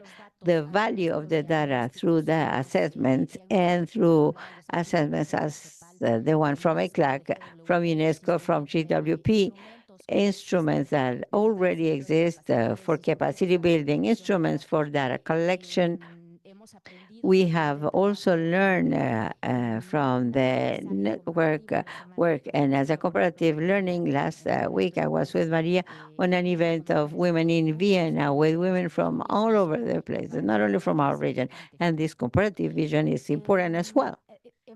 We have searched and learned that we need to generate our own dignity. We need to dignify our own work by funding it for us to have this significant participation. In that regard, we thank the support of the Initiative for Water Evaluation to have a voice in this space, but we hope we could continue contributing to the design of policies, programs in our different countries. In our next steps as a funding aspect for activities such as capacity building, the curious thing is that we look for this for us, but we have the capacity to do it from inside to outside. So the other thing is the partnerships with associations with or without gender policies. If they do have it, good. If not, we can contribute to this design. The aim is also to have more women in advocacy spaces at all levels. As Doris mentioned, remember that if we are not generating this and all these levels of water management, if it is not on the basis is from the top. So the commitment needs to come from there as well. Our contribution from our diversity in the co-creation of the water evaluation framework in the different countries, and to remember that since water is a vehicle, it has to be a vehicle for peace. This is of great importance for us. I will conclude by saying something in this that we have had after listening in the previous days, colleagues on the corridor or here. There was a comment saying, internalize we would love to internalize a policy that we talk about. I would like that what we will internalize will be the gender aspect, the gender sensibility. This is a wish that I would love to even monitor for further exercises. I also retake this something that somebody from AICA told me, the feminization of the thought to transform this dominant thought in the water sector and in our other sectors,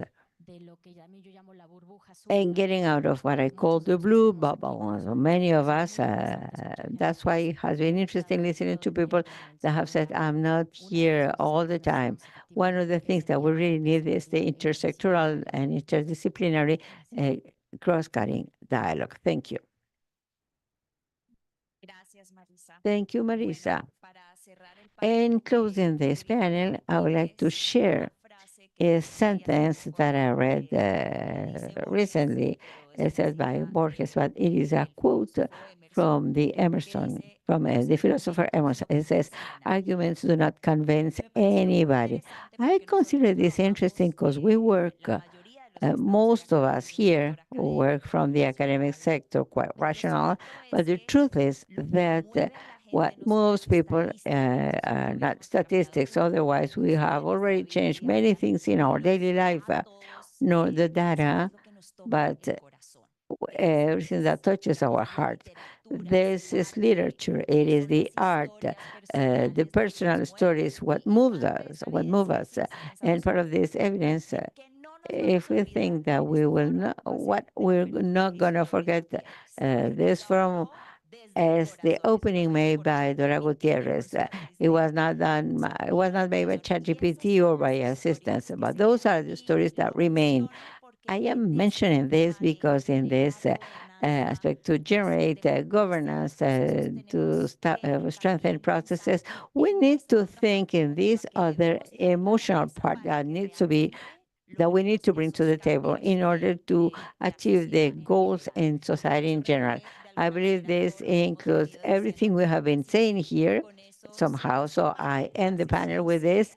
This session will continue. I would like to tell you that probably there's going to be a space for questions at the end. But for now, let's continue with the panel, with the session. And I'll give the floor to Iris. Thank you to the participants in this panel.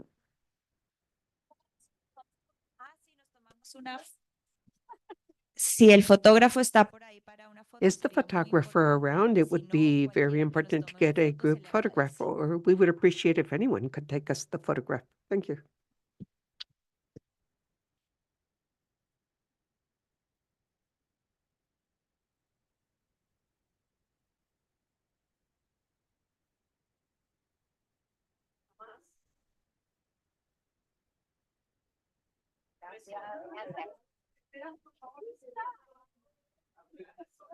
Perdón que todavía no hemos cerrado. We have not ended this session, so allow me to continue with the next plenary. Thank you for your insights and thoughts. Let us continue with the next plenary session. I would like to invite Mr. Juan Sebastián Durango, Secretary General of the Andean Community, CAN, to come forward. Ms. Lucrecia Rodriguez, Executive Secretary of the Central American Agricultural Council, CAC, and Ms. Nazaret Porras, Advisor for the European Union delegation here in Costa Rica. We continue with this plenary, and we will share a bit about what we have heard in the previous plenary. So we have some questions. We're talking about connections and synergies now. The question is, based on this previous discussions, what projects at the multilateral level could have synergies with the Valuing Water Initiative in Latin America, and what is the role, what is their role in your organizations? First, allow me to offer the floor to Juan to share thoughts about what he has heard and how things are like in his organization. Hello. Well, allow me to clarify. First of all, I would like to thank Rica and ECLAC for the invitation. A clarification, I am not Secretary General, but instead an officer. Well, but in any case, the Secretary General had another agenda, so I am his delegate today. Well, anyway, but allow me to first explain quickly how the Andean community works. This is an Andean council, the Andean integration system, the presidential committee, the ministries of foreign affairs that approve decisions that are supranational and apply to all member nations that are Bolivia, Peru, Ecuador, and Colombia. And then, as part of the General Secretariat, which is the executing body, we have the Andean Council of Ministers of the Environment and the Ministers of the Environment. That includes the proposals that can eventually become decisions. Decisions have generally been of three different types at the environmental level. For example, create entities or bodies like the committees I mentioned. This is the number of decision that applies to each of the different committees. Create supranational Andean Committee 763, for example, is the one of interest to us, the Andean Strategy for Integrated Water Management, which was developed in 2011 and would be interesting to get an update or a modification of this strategy regarding water valuing as well as other matters that may be outdated and drive projects sometimes due to decision we do not have the same regulations for all countries. But by decision, we can develop two projects. There's a project here for small farmers and climate change, and another is the BioCan project on biodiversity and biodiversity monitoring. December the 1st, 2020, the CAMRE created the Andean Charter. Environment was absent in the re-engineering in 2013, and now environment was taken on board for sustainable development reasons. There are six main lines. The first is water resource management, particularly in transboundary areas. We also have the one on biodiversity, which is basically SDG 12. I see that in the end, SDG 6 is also cross-cutting here. Disaster prevention, vulnerability to climate change and forest fires, and fighting against illegal mining. This is also very important. On the other hand, we have the circular economy, which precisely has to do with what we have been talking about, the circular economy of water and chemical product management. Here we want to standardize matters in all committees of the General Secretariat. Our actions projected for 2024 are to update the strategy. And here we see that the countries must mainstream in their own processes this strategy.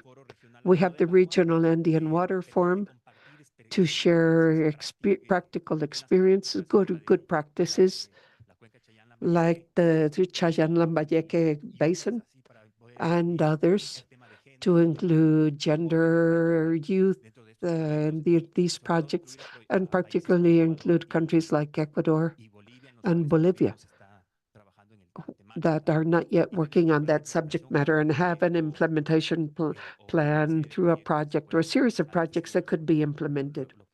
This is what we would expect here. And that is it. Thank you. That is what I can share for the time being. Thank you. Thank you.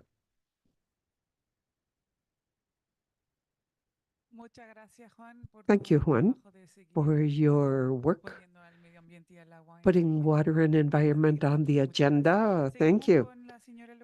Ms. Lucrecia Rodriguez, Executive Secretary of the Central American Agricultural Council, will be our next speaker. She will share her thoughts on what has been covered in the plenary and what you do to implement the water valuation principles in your organization. Well, thank you. Thank you for the invitation. I believe that coming back to the origin of this event, allow me to share two examples of what we are working on within the Central American integration system that covers Central America and the Dominican Republic. There are 8 countries and the Council of Ministers.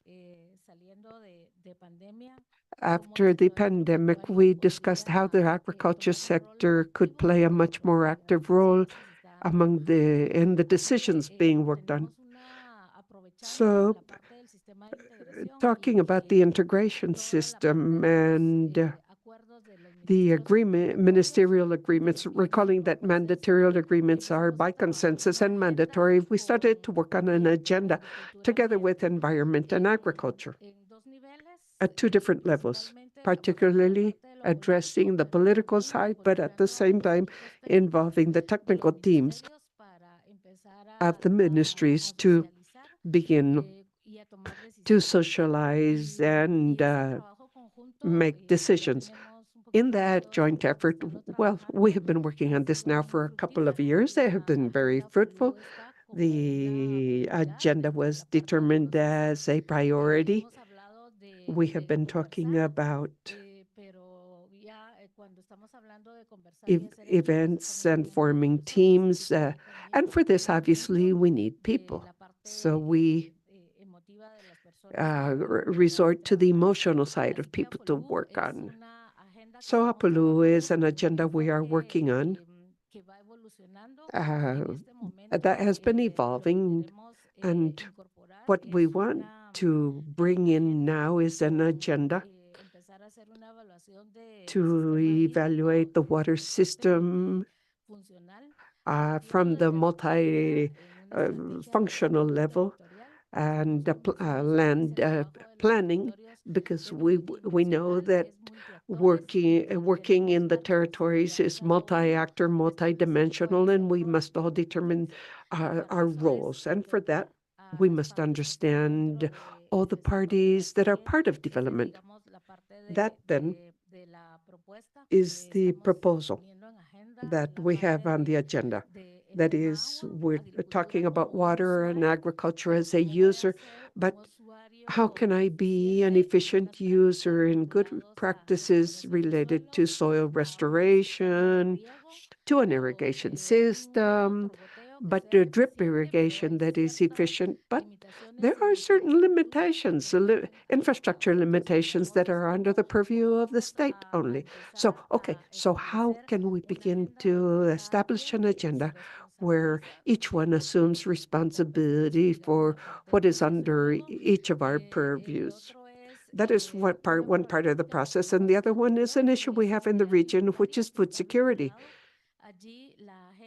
The agenda we developed with the ministries of health, because this is under their purview, but also focusing on climate change. So we have started to work together, agriculture, health, and environment in all this area, because for agriculture, we should not forget that our objective is to produce food products. Someone mentioned earlier that we have the challenge of growing productivity fivefold, but in order to be productive, we need to make an investment. In the region, there are producers, those small producers having no access to funding. It becomes a vicious circle. So we are betting on ordering the agenda and the processes in the dry corridor to help strengthen the trust of the sector in the financial sector. Someone will be interested in saying, okay, I will invest because I can minimize I will invest because I can minimize risk. So we have to examine all these processes. We're giving priority to the dry corridor, and we have to see who is on the ground doing what, to sit down and talk and reach agreements and start to say, okay, who has to do what, and then begin and then identify the gaps. Thank you. Thank you, Lucrecia.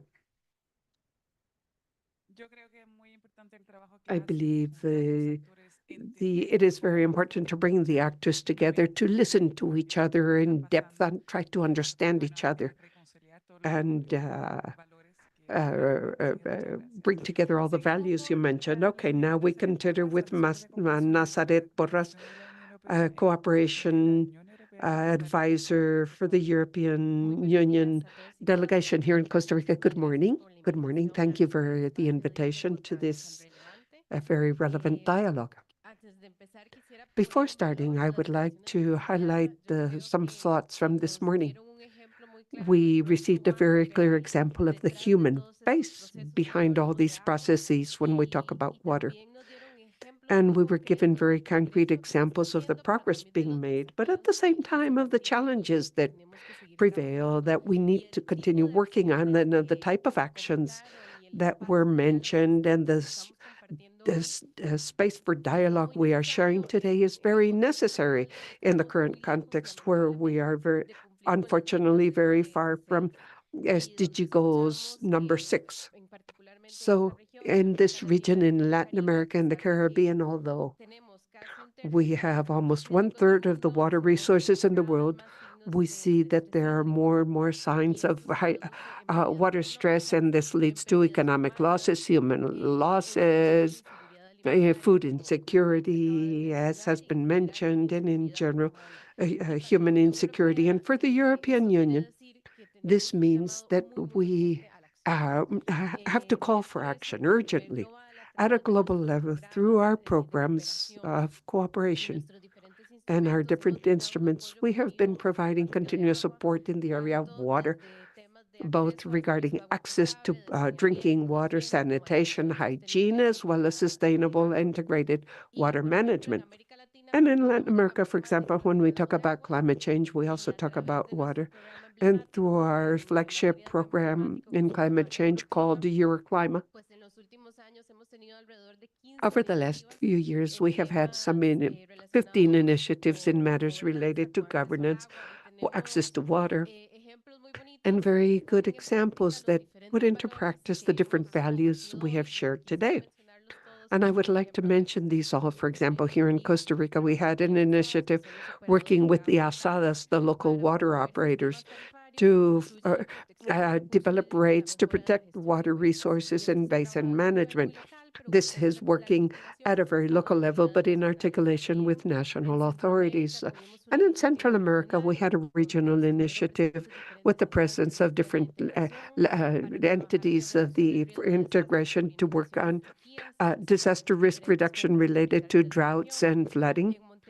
We worked in different basins. In Montevideo, worked in the fighting against drought with an early warning system and the aquifer analysis, something where we still have much more work to do for the Santa Lucia River Basin.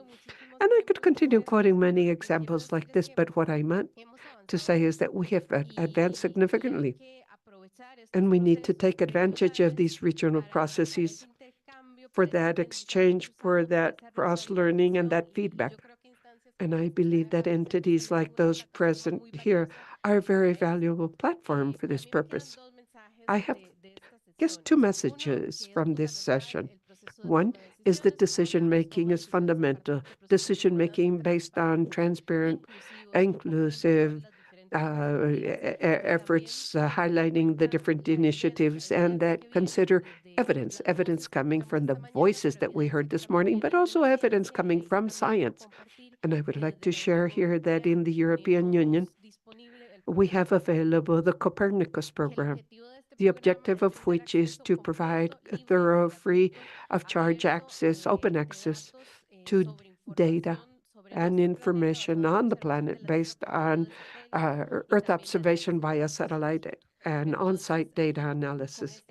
So with this Copernicus initiative, we want to provide tools for different types of users with free of charge information to make the most appropriate decision-making in the appropriate platforms. And we had developed global tools like the Surface Water Explorer with detailed statistics and maps on the planet's water.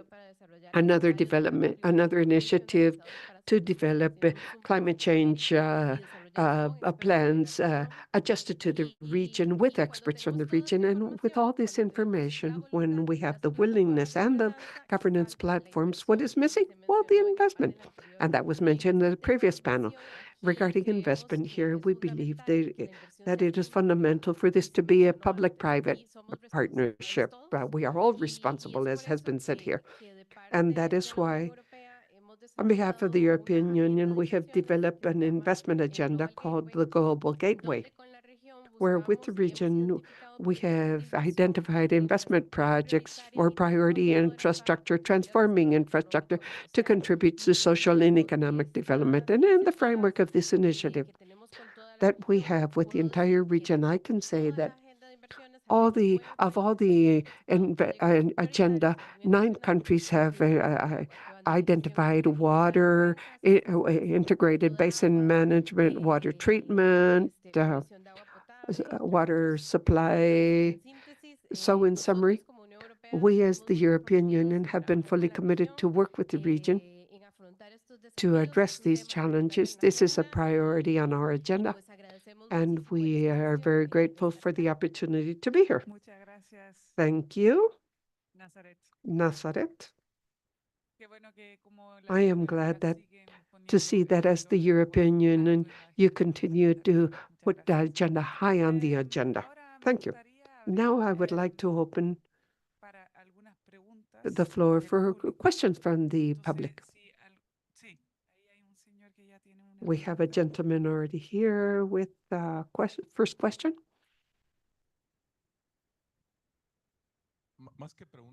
More than a question, allow me to share some thoughts regarding the previous panel on water valuation. As an expert in basin management, I have been able to work in a large basins in Mexico and some Central American countries. And when we started, we said we had to assign a value to water, and we called it water productivity using the econometric normal techniques. And in the end, water productivity in the agriculture sector was 1 cent of a dollar per cubic meter. And as we increased in the scale, we got to the industrial level, the beverage industry. I worked with Coca-Cola back then. It was around thousands of dollars per cubic meter, and up to mining, which was even higher than that. That is productivity. And I had that idea because, and this was mentioned by Margarita this morning, the value of water. Do we give more value to jewels, mining, or to beverages, which is really not that useful? Do we assign that a higher value than food? Is that what we are doing? Curiously, working with indigenous communities, because one of the basins included indigenous communities, that their notion was completely different. Their view in the highlands is that water was enough, but man was changing it. It was a problem of contamination. And the downstream water communities and the coastal area said, we have a problem with water because we do not receive as much as we did before. And the highlands of the basin, there is excess water, and down below there is an absence of water. Each one assigns it a different value, and those are perceptions. What we think, what those at the bottom think, and what those at the top think. So in this sense, to convince society of the value of water is a value that we must communicate to society. And I worked with several non-governmental organizations to create awareness among people about the value of water. And there were several programs in Saltillo, for example, where people would go and would make voluntary contributions to keep the mountain range that was providing them the water. That was voluntary. The last one to do that was the water company, because that was going to make it much more costly, and but it was important because society complained about that. Society demanded that. That was 20 years ago. Now the question is, basically the contribution was $50,000 a year, which was more or less half of the cost for environmental maintenance of the basin, fire control, improving siltation control work and all of that. And 25 years, it is exactly the same amount. What happened? Well, the people that were there at the beginning could no longer convince, and the population has doubled. It is not because of the population, no. And it takes me to the next point. Now, it is our responsibility. So one thing is water, value. Well, one thing is productivity, which we all highlight, and that has nothing to do with the true value of water. So when we develop these water evaluation mechanisms, how do we consider this? How should we include this? And that is the point I want to share as my thoughts based on my experiences in 2 or 3 basins. And perhaps we should all think about this. Thank you.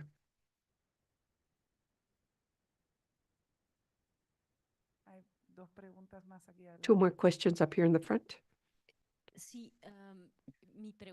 My question, which is also for the previous panel, is that, and it is very much aligned with what was said, once you realize there are different perceptions and notions and values, but if the power is distributed differently, well, once you understand this, there are mechanisms.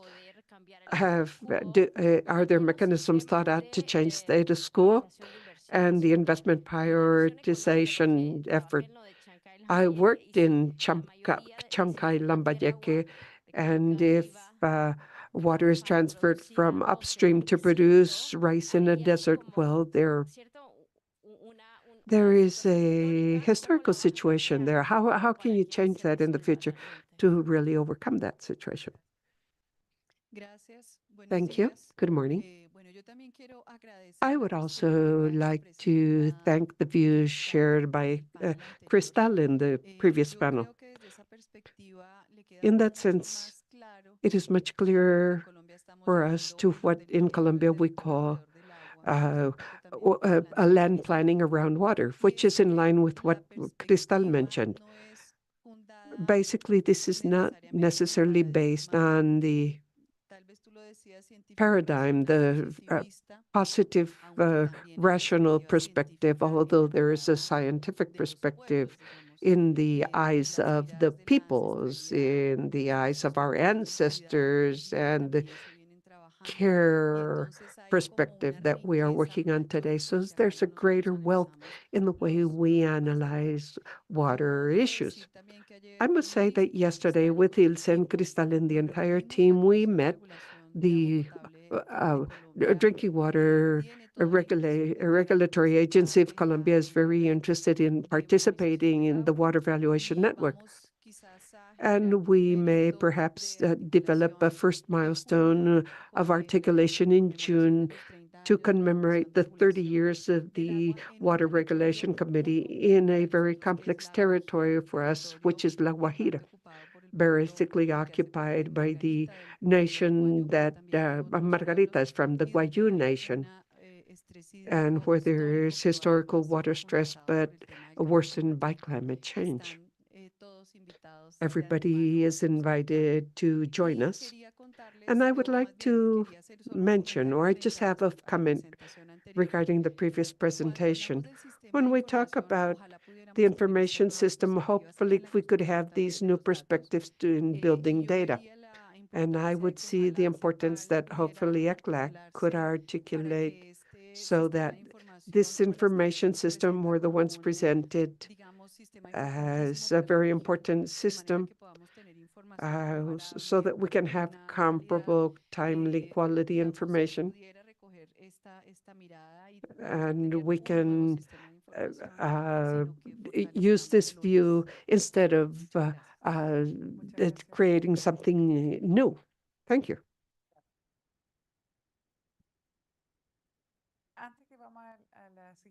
Before we go to the next question, I would like to share something with you. This is my personal feel. I was very happy to see you are inspired by this new perspective of water evaluation. I see there is support from all of you to move forward with this. As William Salas, this supplements all the governance and decision-making processes that are already occurring in the regions. And it is very important also what Monica mentioned. There are different powers that guide decision-making. So what we try to do in the program is to make it more explicit as to where those powers are. And then together with the actors in the basins, in the regions, we can see how we can match these values again. Because in the end, we all have the need, the urgency to fix it and have a good decision-making process. So we try to do this as best as possible. And we will continue to work with Colombia and other countries that are present here. Two more questions and then we can continue. More than a question, I have a very kind request to all those people that are participating in the World Water Forum in Indonesia. It is very important for us to highlight this. We have been talking about over these last days about the importance of the local vision. We hear about general context, yes, but what happens, for example, in such a large country as Mexico is very different from what happens in a rural community or in a municipality or even in a state. So we could mention in those spaces that it is very important to have a vision, a local community vision focused obviously on women and youth also. Public policies should head from the bottom to top, not from top to bottom, as has been happening over the last years. Thank you. If there are no further questions, I would like to. Oh, okay, from the panel. Okay.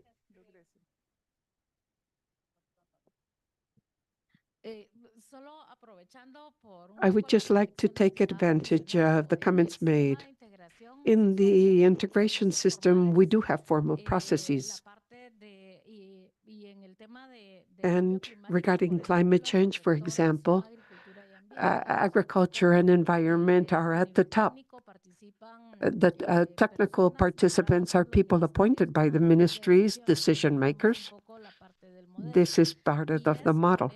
And basically, on the table, we discuss country decisions and which sectors are involved in the process.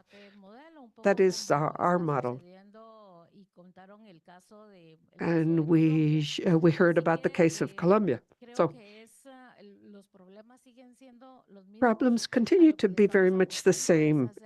We are betting now on approaching them differently to break away with those schemes that prevail in the territories. We are trying to work bottom up, but by the time it comes from the bottom and it reaches the secretariats up at the top, we are the ones that must ensure this reaches that the message reaches the ministers, particularly in the region, which I believe is very important. So we have been talking about SDGs here, but on our side, we are betting on 17, and that is the firmness that we cannot do things on our own. We need to work jointly. Agriculture is part of the solution, but we are not solely responsible for solving everything. So, who are my partners in the territory? Including the communities, obviously, because we will be working with them. I just wanted to share this because it is important for us to leave here with that new focus on how we will do it, and that we only have part of the solution. We have to sit down with others that are part thereof to identify these gaps. Thank you, thank you, thank you, Lucrecia. You said something very important, is that on our own we cannot. We have to work together, and with this I would also like to close this part of thoughts, connections, and synergies, because we in the panels have heard of how everyone is implementing water valuation in their regions through the different voices of women, youth, and First Nations. And we have heard about the complexity of water governance, the challenges we have, but also the water. Basically, we have to see how to make decisions and implement these decisions. Thank you for your dedication, your motivation. Thank you for working with your hearts open, listening to each other, because I believe this is the only way where we can truly bring together all the values, water values that exist in the world. I see Alba here. Okay, okay, I cannot deny you the possibility. No, it is very important because we are monitoring the questions online also. So we would like to share the a voice of people on the Zoom meeting. There are still 300 people connected, and we would like to read a question. I do not know if it is directly related to this initiative, but perhaps someone could respond. Alvaro Ponce is asking, how are you linking or relating to local or municipal governments to bring to ground SDG 6 so that local governments have greater strength for water management and micromanagement? Would someone like to answer what Alvaro Ponce has asked? Okay, fine. Ana Carolina, thank you. Hello. In Brazil, we have a program called Pro Management Program. This program is basically provides a series of resources to achieve a certain goals.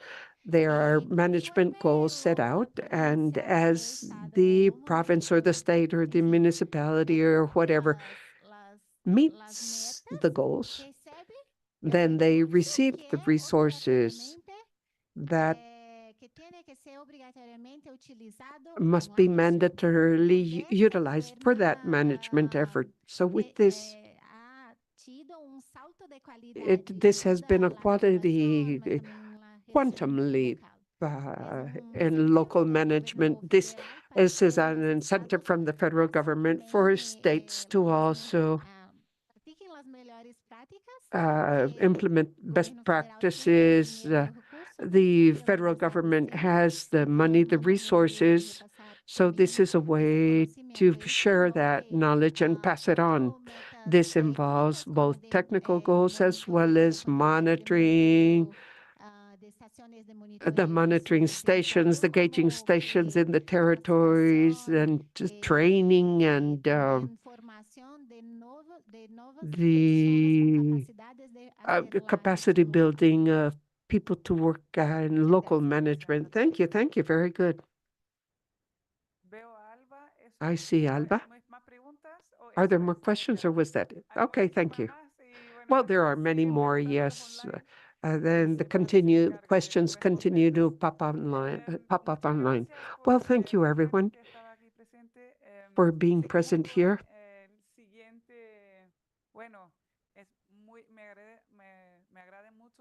I am very pleased to announce, as you well know, Margarita is here as a special guest. And together with Margarita, we will have a ritual to show the value of water. So, although we do not want to be influencers, we will have to follow her. I would like to invite her up on the stage. We will listen to her and we will follow her out into the yard or the garden, and we will follow the ritual out there.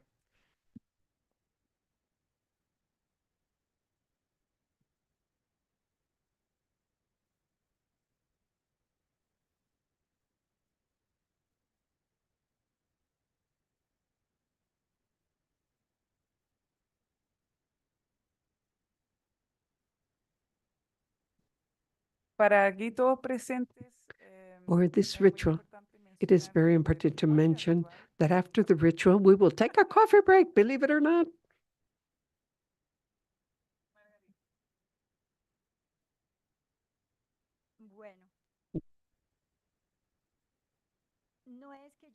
It is not that I will share a ritual with you, but in Mamo, this activity of rituals is done by people that have received training ever from the womb and throughout their growth and development until the person becomes an adult. So what I will do is share the message of the Mamos through a thread. This thread connects, represents the connection we have with Mother Earth. So this thread we use after working as part of releasing all the negative feelings. When we disconnect from all that negative energy, and Mother will nurture us again with all the positive side. Indigenous women represent Earth, represent water, because there is a similarity between Earth and women, because the Earth is the one that nurtures us, and women bring us to life and help form us. So this thread was made by a woman and means that communication with the mother. This is like helping to reach a balance and establish harmony between nature and human beings. So this is, we can do away with the negative feelings and fill up with positive feelings. We have talked so much about water as such, but we're talking about the mother, because the mother is the one that is giving us the water. So for those that want to, for whoever wants one of these threads,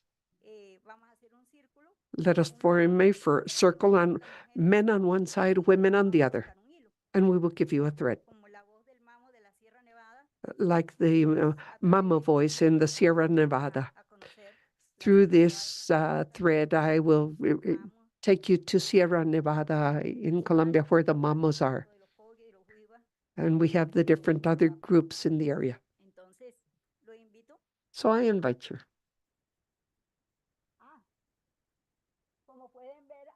As you can see, in northern Colombia, we have the Sierra Nevada de Santa Marta. The blue lines are the water basins. On the green part, in the center, are the snowy peaks and the highlands. And I come more or less from this part. But you can hear me? All right. That's my strength from the Sierra Nevada, the heart of the world. We call it the heart of the world because precisely this is where the snowy peaks are in the highlands, are near the ocean. There are 36 basins, water basins of importance that reach the swamps and the ocean, or the lowlands and the ocean. And on the way, it nurtures the different regions and 17 municipalities in 3 different departments. And I bring this on behalf of the mamos. They were unable to come, but I am sharing this with you. So I invite you, when we go out later, to share this. Thank you, Margarita. We invite you then to go down. There will be a coffee break after that, and we will come back for the official closing ceremony. Thank you.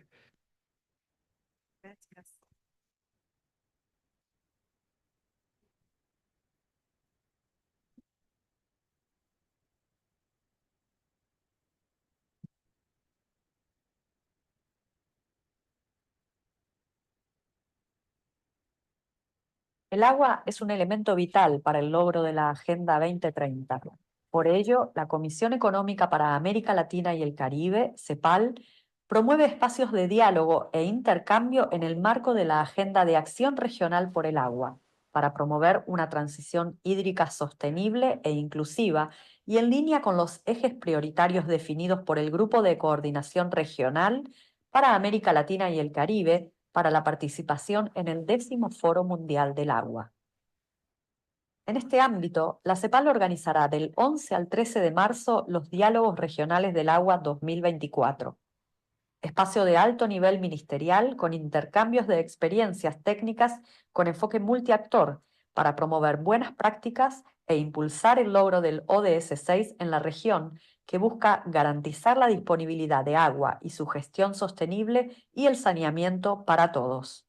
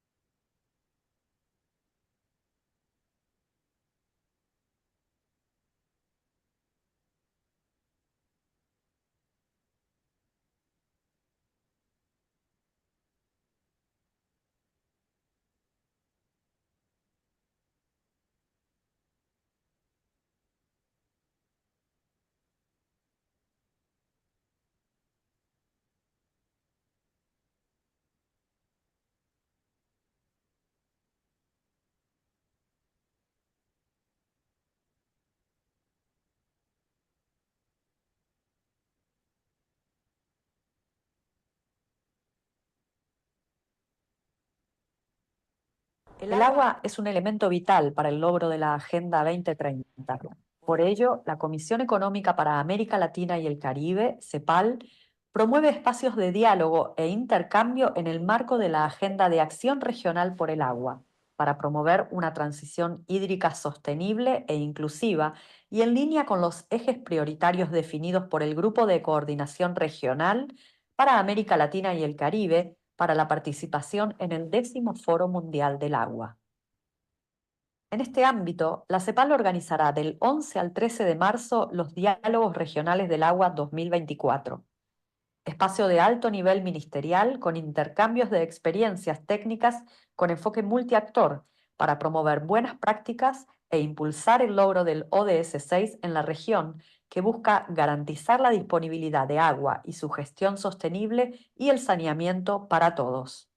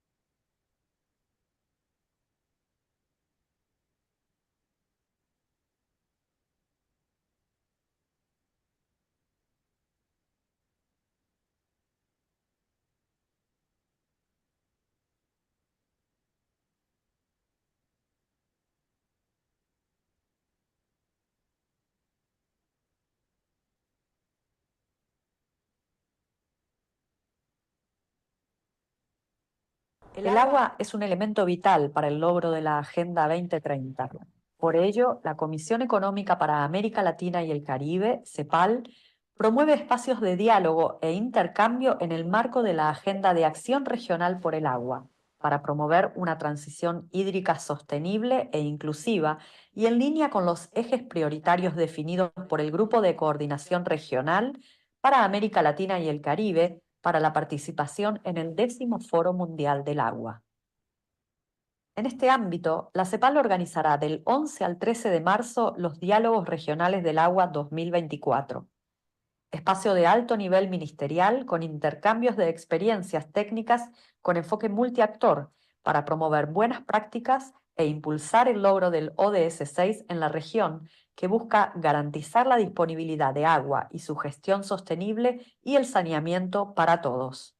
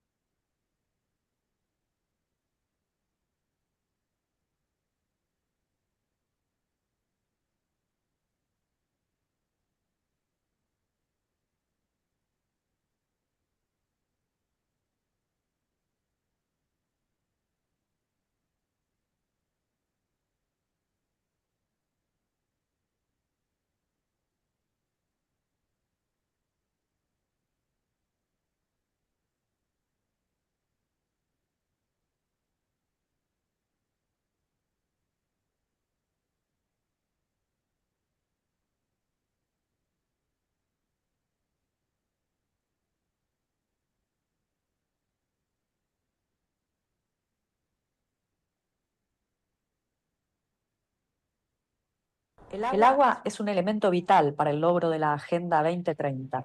Por ello, la Comisión Económica para América Latina y el Caribe, CEPAL, promueve espacios de diálogo e intercambio en el marco de la Agenda de Acción Regional por el Agua, para promover una transición hídrica sostenible e inclusiva y en línea con los ejes prioritarios definidos por el Grupo de Coordinación Regional para América Latina y el Caribe para la participación en el 10º Foro Mundial del Agua.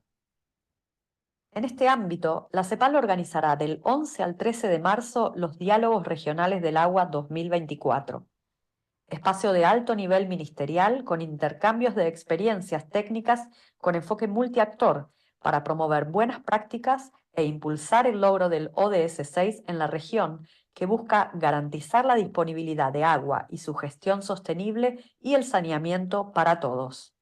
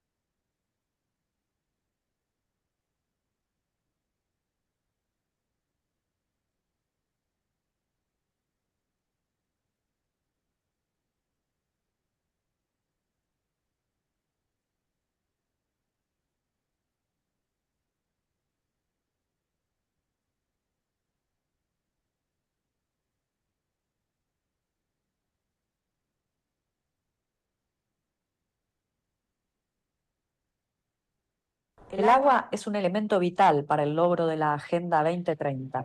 Por ello, la Comisión Económica para América Latina y el Caribe, CEPAL, promueve espacios de diálogo e intercambio en el marco de la Agenda de Acción Regional por el Agua, para promover una transición hídrica sostenible e inclusiva y en línea con los ejes prioritarios definidos por el Grupo de Coordinación Regional para América Latina y el Caribe para la participación en el 10º Foro Mundial del Agua.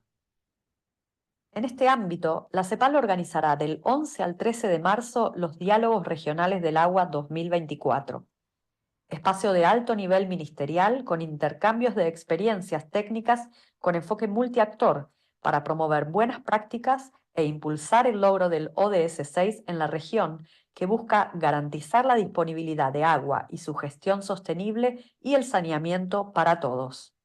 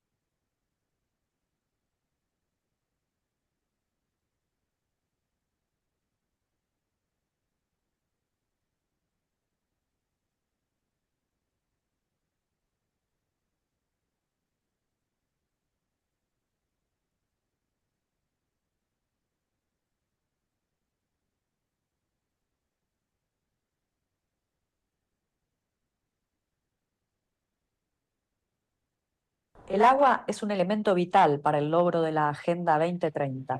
Por ello, la Comisión Económica para América Latina y el Caribe, CEPAL, promueve espacios de diálogo e intercambio en el marco de la Agenda de Acción Regional por el Agua, para promover una transición hídrica sostenible e inclusiva y en línea con los ejes prioritarios definidos por el Grupo de Coordinación Regional para América Latina y el Caribe para la participación en el 10º Foro Mundial del Agua.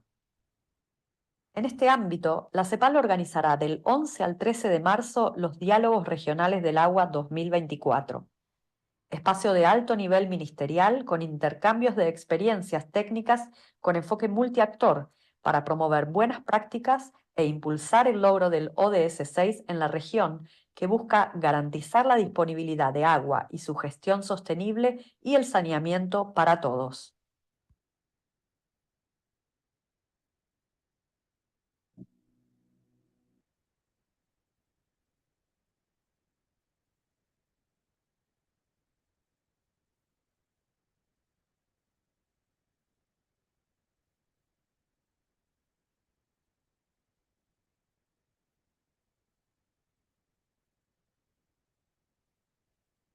Hola, ¿se me escucha bien?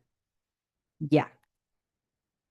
Vayamos sentándonos, que tenemos mucha prisa. Okay, be seated because we are in a hurry as usual. Nadie me pesca. Por favor, ¿pueden poner el Please, código QR? can we have the QR code? Ya.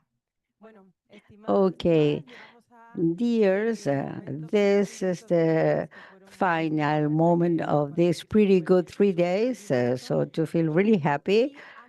And before leaving, I would like to ask you to scan the QR code that you have on the screen.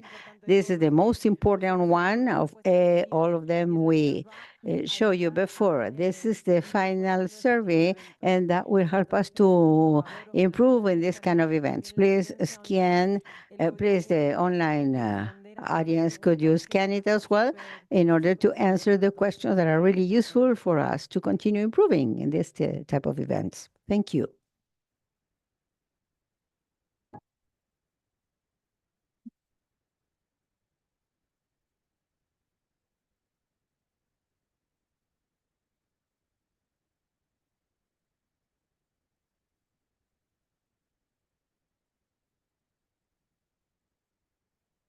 Ya. Okay, without further ado, because the bus will leave at 12, so we will call Mr. Fernando Schwanke, Project Director of AICA, for the final remarks. Okay, I will call Mrs. Silvia Sarabia, Economic Affairs Officers in charge of water issues, ICLAC, and Mr. Lloyd Dale, Deputy Director on AICA.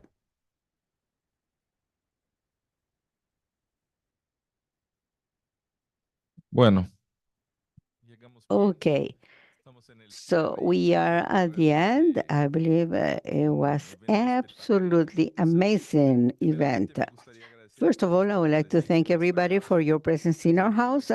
I know Lloyd will thank you for that as well, but this is the House of America's Sustainable Agriculture. The ministers of agriculture of our continent meet here, and here they make very important decisions. One of these was to reference the agriculture initiative of AICA because of the importance for the countries. Thank you to each one of you. Thank you, ICLAC, for what we did since the beginning. Was the launch of the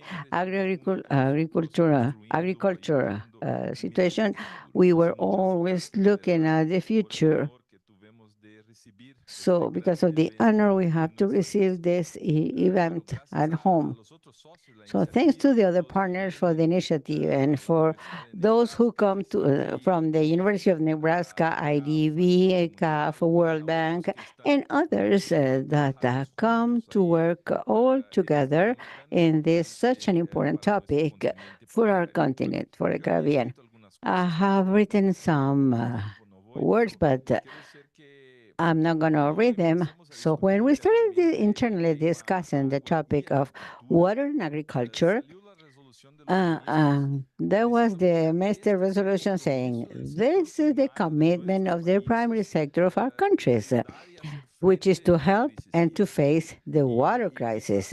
And maybe only the primary sector countries may produce water through the forest recovery, uh, uh, the recovery of soils, and each organic matter that we put in the soils. We increase the natural storage of water, 160,000 liters of water per hectare. We have 270 millions of hectares to recover degraded soils. So everything we recover means more water stored in the soil. We have 20 million of forest to recover. When we will recover these 20 millions, we're going to have trillions of liters of water produced by the forest.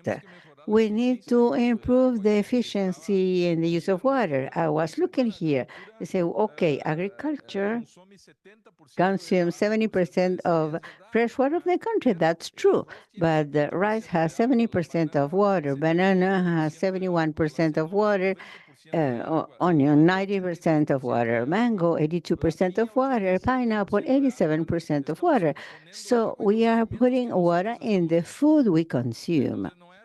So it is not says it produces 70, but 70 goes to the food we consume. So look at the responsibility we have in the agricultural sector with this topic of water. Water comes from populations, then sanitation. So there are many things that enter into the game.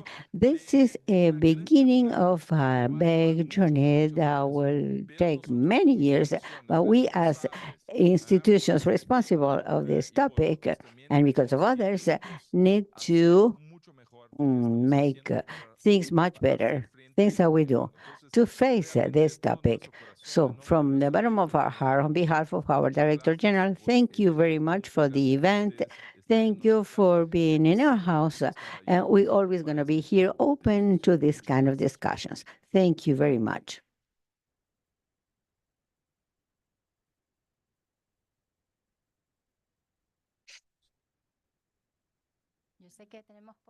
No, we have little time, but I was told that the bus can wait for 5 minutes. So I wanted to be here because I have notes. I don't want to miss anything. First of all, I want to thank the participants that have been online or in the room. Your participation, your commitment has made possible this fourth edition of the Regional Dialogues on Water. I know this has been 2 days and a half quite intense of sharing knowledge, experiences, but I believe that what we really like the most is that any participant talked about solutions, how they face a problem, how they solve it. So really thankful with ICA, great great co-organization. This joint work made it possible that through the different virtual channels in this wonderful room, we were people from more than 37 of the country, more than 37 countries of the region and the world. So people that are interested in water management from any point of view. So we want to thank Mr. Otero, the team, Mr. Lloyd. In ICLAC, we are deeply thankful, as well as to the regional group of experts in the water resource for the support for finding the right panelists for each panel. I'm not going to mention their names because you know them, but what I want to say is I'm going to mention the high authorities of governments that came to here from Mexico, Guatemala, El Salvador, Honduras, Nicaragua, Costa Rica, Panama, Colombia, Peru, Bolivia, Chile, Uruguay, Brazil, Jamaica, Dominican Republic, that took the time to share what they are doing, and they are there in the front line taking care of the water emergencies. They took time to be here with us to share their experiences, to listen other sectors interested in water. And an important message we want to give from ICLAC is that we are and we have to work united in public, private partnerships, civil society. Otherwise, we're not going to progress with water. Fernando perfectly summarizes the messages of Session 1, Water and Agriculture. But for us from ICLAC, we took actions, clear recommendations from each session. In Session 1, it is summarized in the four pillars of the initiative for water and agriculture that we rescue the adoption of agricultural practices aimed to improve the efficiency of water use and to promote the regeneration of soil. These strategic alliances as well. From Session 2, how to work to design to make the electric matrix more water friendly, more diverse. To promote the adaptation management of water. We saw the case of the Panama Canal is not a problem for Panama, it's a problem of all of us in the region and of world trade. We talked about the modernization of irrigation systems, technology adoption is to analyze, to update the regulations. Session 4, transboundary sessions. The region is becoming more and more aware about the importance of going together in managing 71% of transboundary waters in the region. And in that regard, we are convinced that the Water Convention is an efficient framework to progress in that way. Session 4 from ICLAC. I'm very happy to hear how these original processes are progressing. But remember, don't forget to send us your report because we want to consolidate this final report in the most transparent and inclusive manner. Yesterday, the session of water and health, where we talk about hygiene, mental health, menstrual health, the stigma, the lack of attention to these topics in public policies. Session 6, she was Rosa for me, that was the best one. I'm so thankful. I'm so thankful because the two vice ministers that remain from this panel, it is not easy to come here to explain how we are facing a water crisis, the pressure, and this is the way we learn, and this is the way for us to support each other and find solutions. Thank you to the two vice ministers, Amarilla and Mateo. Session 7. This is the point where all of us are convinced that circular economy is a viable strategy at different scales. From ICLAC, for us, it is a pride to work with the Salvadoran Authority of Water, with the Municipality of Metapan, in order to try to have a concrete impact of a recommendation of public policy is to find partners that want to make these projects a reality, considering the different barriers, financial, regulatory barriers that exist, but to prove that from bottom to top, we can create changes. And last session for today, all of us, I believe all of us will leave with a reminder about the importance of evaluate water, to consider that our vision is not the only one, to understand that we need to go together in this water management. Otherwise, any project may not succeed, will fail. Apologies for being so late, but there's going to be more things, more encounters. The World Forum of Water in Bali, but the United Nations in 2026 will have water conference following what we talked last year. These decisions of actions, these decisions on how we're going to progress to manage the water resource. Water is life in our region. These inputs will be consolidated on a report, and they will feed our own regional agenda of action for water. It is on a volunteer basis, but if we continue working this way, united in these spaces, it is difficult, it's hard, but we can if we do this together. And to do so, please, you can always count on ICLAC. We are available. We want to be a space where any stakeholder may feel included, supported, and to find solutions in conjunction. So to find this synergy to move on and to achieve the SDG 6 as soon as possible. Thank you very much. Thank you, Aika.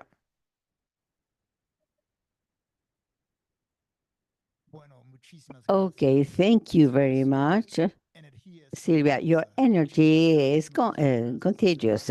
Thanks, ICLAC, to honor us with your presence to have this conference here with us. It has been an honor for us to receive you all as well. The whole world is here. Just this morning, I met your colleague from Finland that is here. This is far away from Latin America, but thank you very much for being here with us. Water is life. I come from the state of California, north of the United States, and I have most of my life I have experienced a huge drought in California. In California, people do not know that, but California is the most productive state in agriculture in the United States. And water is life for agriculture. And as Fernando said, and I want to say the same thing, that we consume all that, the production. So it is not just agriculture who is receiving this, it's us. Last month, this is March. Last month, I was in Uruguay. No, I'm sorry, in Ecuador. And I was there with the ministers of the environment talking about oceans, and all the water that we use here goes to the sea, to the oceans, and they can continue to oceans. And the biodiversity right there as well. So I know you talked about that, but how we can take care of the planet is key. The way we take care of the planet is key. Any one of us, each one of us has a responsibility to use water on a more efficient manner, more carefully, thinking not only in us, in ourselves, but to think in the whole planet. I believe that these kind of meetings help us. We are completely devoted to work with you. Thanks for your support, Brad and Fernando, in our water project, because water is key for agriculture. We're going to continue working hard with your countries, and hopefully we can repeat this in some years here or in Santiago or elsewhere. So thank you very much. Have a safe trip back home. Thanks to those that are on the social media and online. Gift for those who are here. We have another lunch. It's going to be delicious. Thank you. See you. Bye-bye.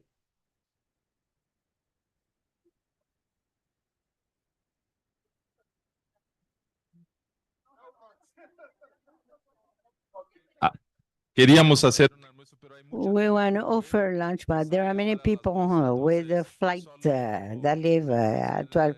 So we're going to have lunch with this morning panelists for a closer with ICLAC and AICA people. So thanks, everybody.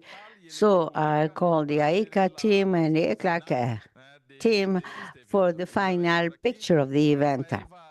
Rafael will take the picture. AICA team, please. Andrew, Gabriela, AICA team, please. And Marcela, where are you?